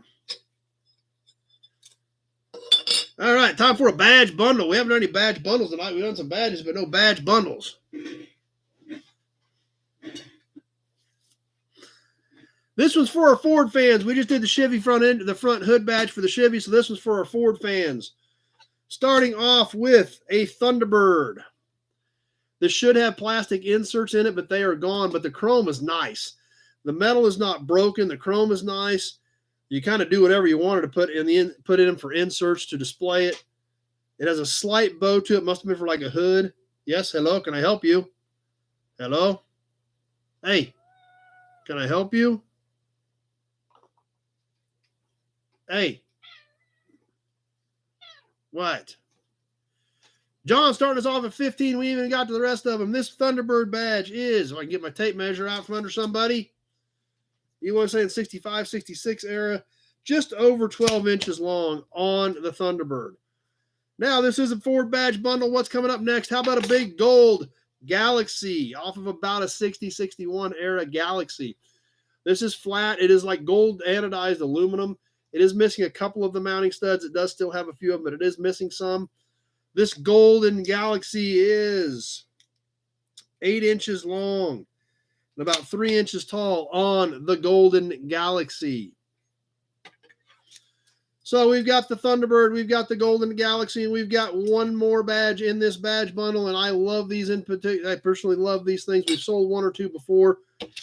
This is the 63, 64 era 390. I love these things. I've got the 390. I've got the 427. These are originals. These are aluminum as well. Stud mounted. The original studs are still there. Kind of tweaked, but they are still there.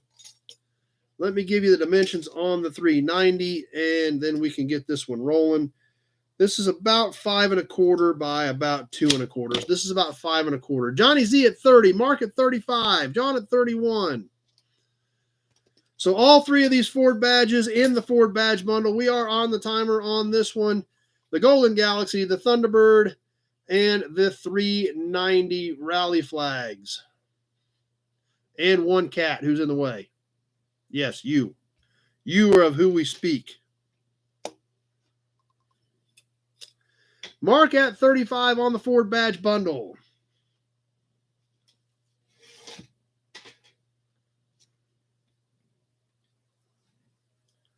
X-Ray at 38.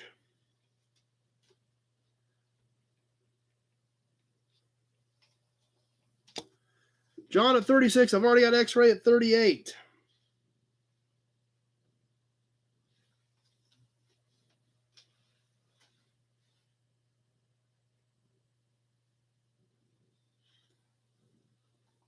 No, you're getting a little too close to the keyboard. Back up. 1 minute has passed. That's just they made some of the galaxies in that anodized gold. That's just part of their design, I guess. But that's the way they came. X-Ray at 38. Minute 20 has passed. Typing and eating cheesecake, it ain't working. X-Ray at 38 as we hit the minute 30 mark. 1 minute 30 seconds has passed. X-Ray at 38.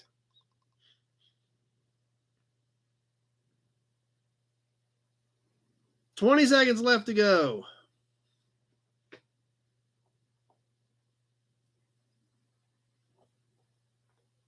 Big job at 45 as we're coming down to the last few seconds.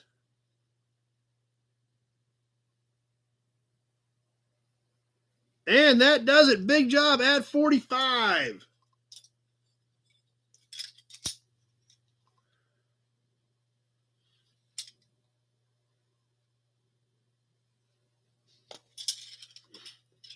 That's right. Now, that's right, Tony. All you need now is a gold chain for the Galaxy badge. That's right.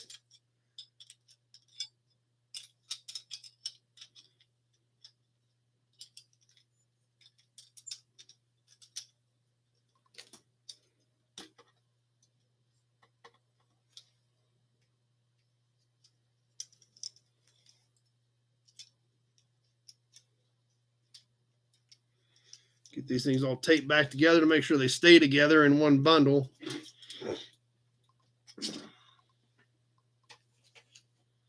All right. A couple of cool plates coming up next. Great plates, actually.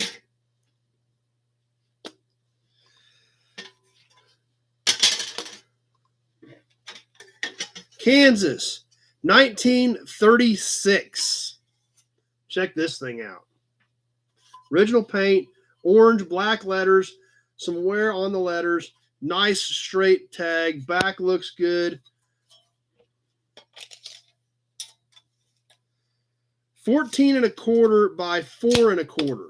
So these are very narrow. 14 1/4 by 4 1/4 on this 1936 Kansas plate. Like I said, I believe this is all original paint. No rust out. It's got a little bit of surface rust here, but that's about it. Mark at 40. But wait, there's more. Believe it or not, after 87 years, these plates are actually still together. Yep, it's a matched set. Alec at 15. I've got Mark at 40. But I think after 87 years, these should probably stay together.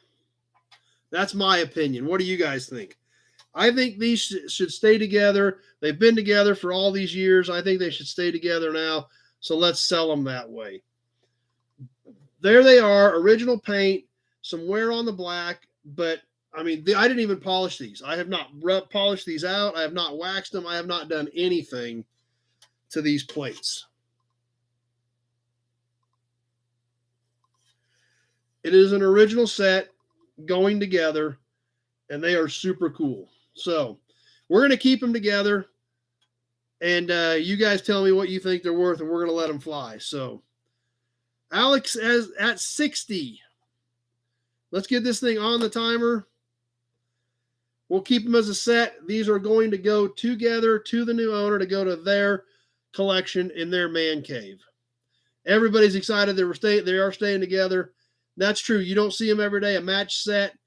So that's how we're selling them. We're rolling them this way.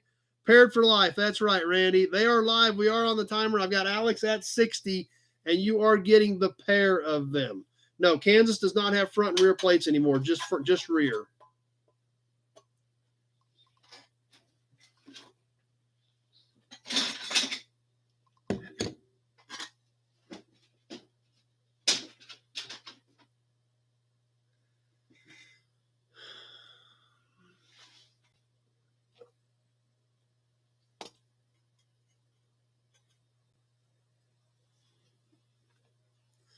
And we're coming up on the 1 minute mark.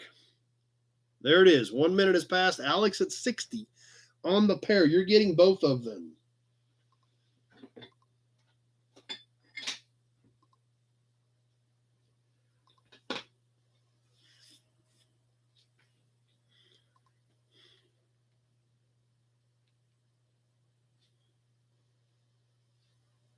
Minute 20 has passed.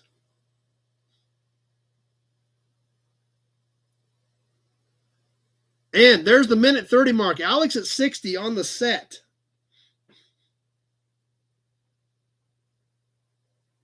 Things are awful quiet with only 20 seconds left.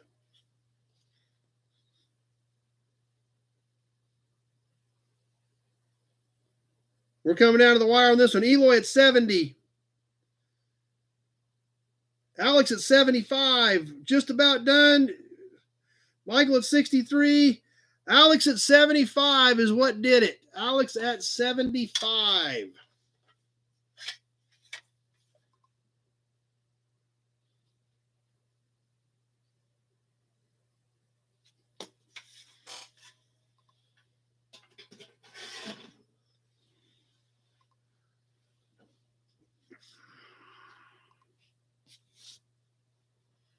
So those were sweet pieces for sure.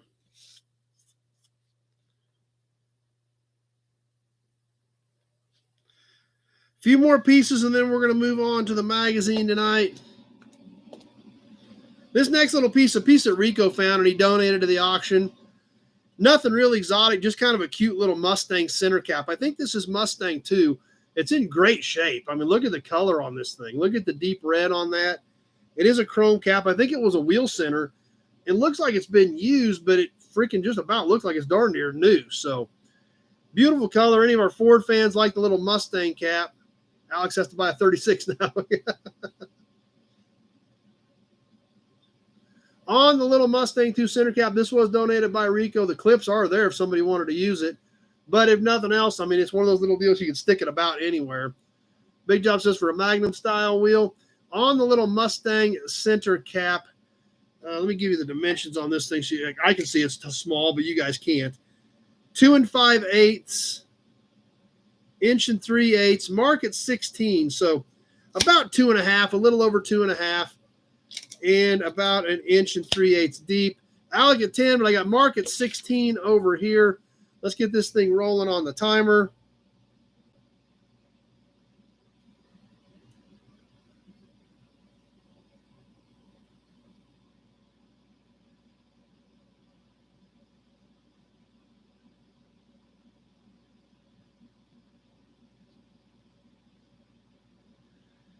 Mark at 16. Huge shout out to Rico for donating this one to the auction because it is a cool piece. I mean, look at the deep red in that thing. If you're a Ford guy, it's a neat piece.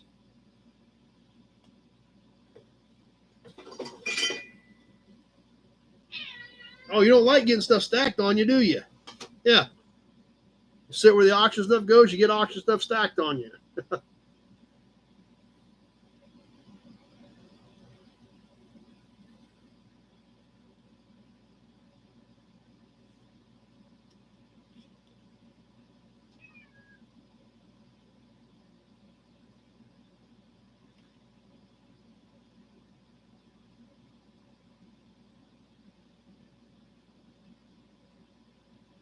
Just past the 1 minute mark.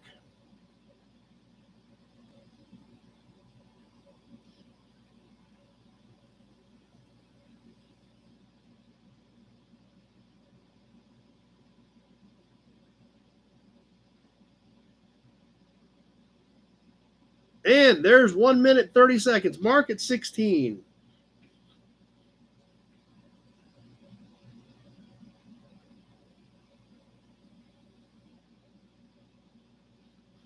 $20 seconds left to go.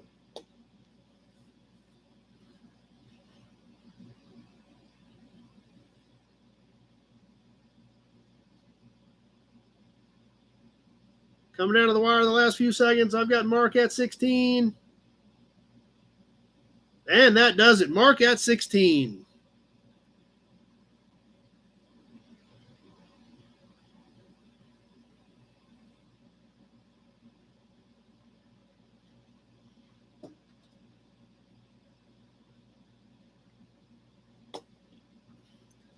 All right. A few more pieces. This next one's super cool. I don't know what year it is. But we all like a good horn button, and this is a cool horn button.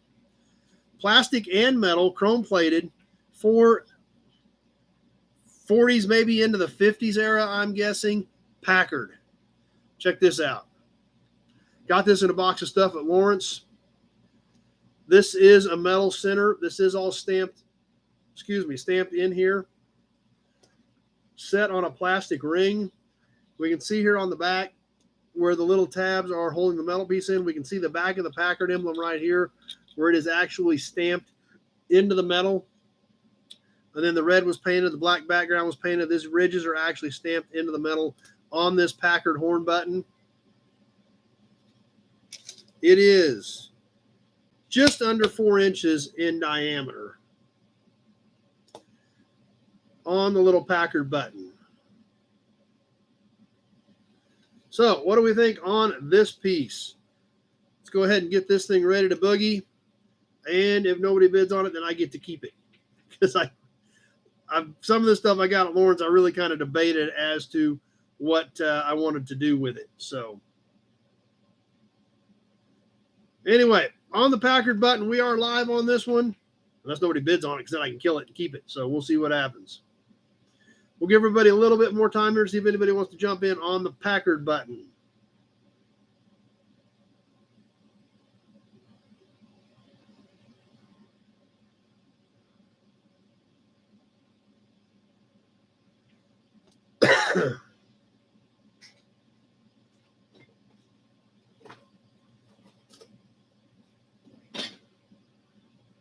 Michael at 10.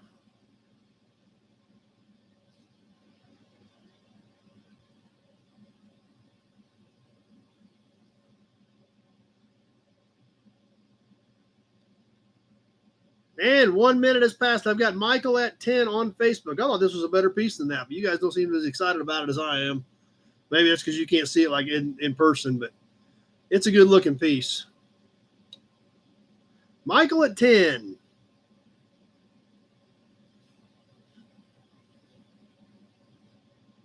Minute 20 has passed.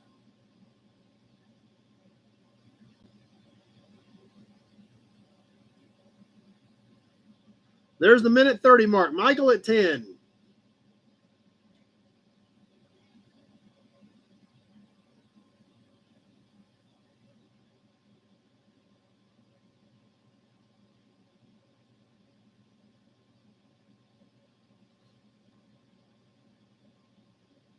Coming down to the wire in the last few seconds on this one. Michael at 10.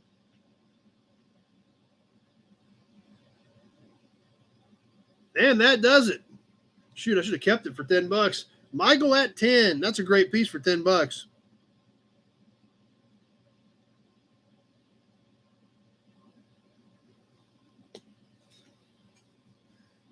I'm wondering if something, I've had like nothing on YouTube on any comments in a little while here. I'm wondering if something is haywire. Because I haven't seen anything feed to on YouTube in probably 3 or 4 minutes now.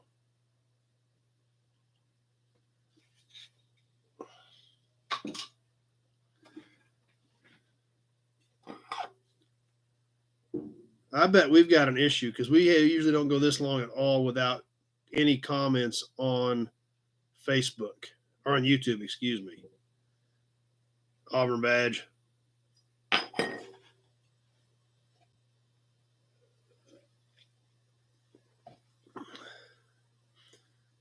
I still have had no. Well, there's some stuff scrolling over here, but I'm not seeing any comments. The last comment I see on YouTube was Kenny Peterson says, "Great job, Rico." Okay, Michael says we can redo the bid if there's something wrong with YouTube. That's off. That's great of you. That's great sportsmanship, Michael. We'll see what's happening here because nothing has happened on. Okay, so something. I just got a text from Big Job. Okay, yeah, because Alex bid 35 on it. I've got some texts coming in from some of you guys that Alex was trying to buy the horn button. So we've got a feed issue on YouTube. Let me try to refresh here.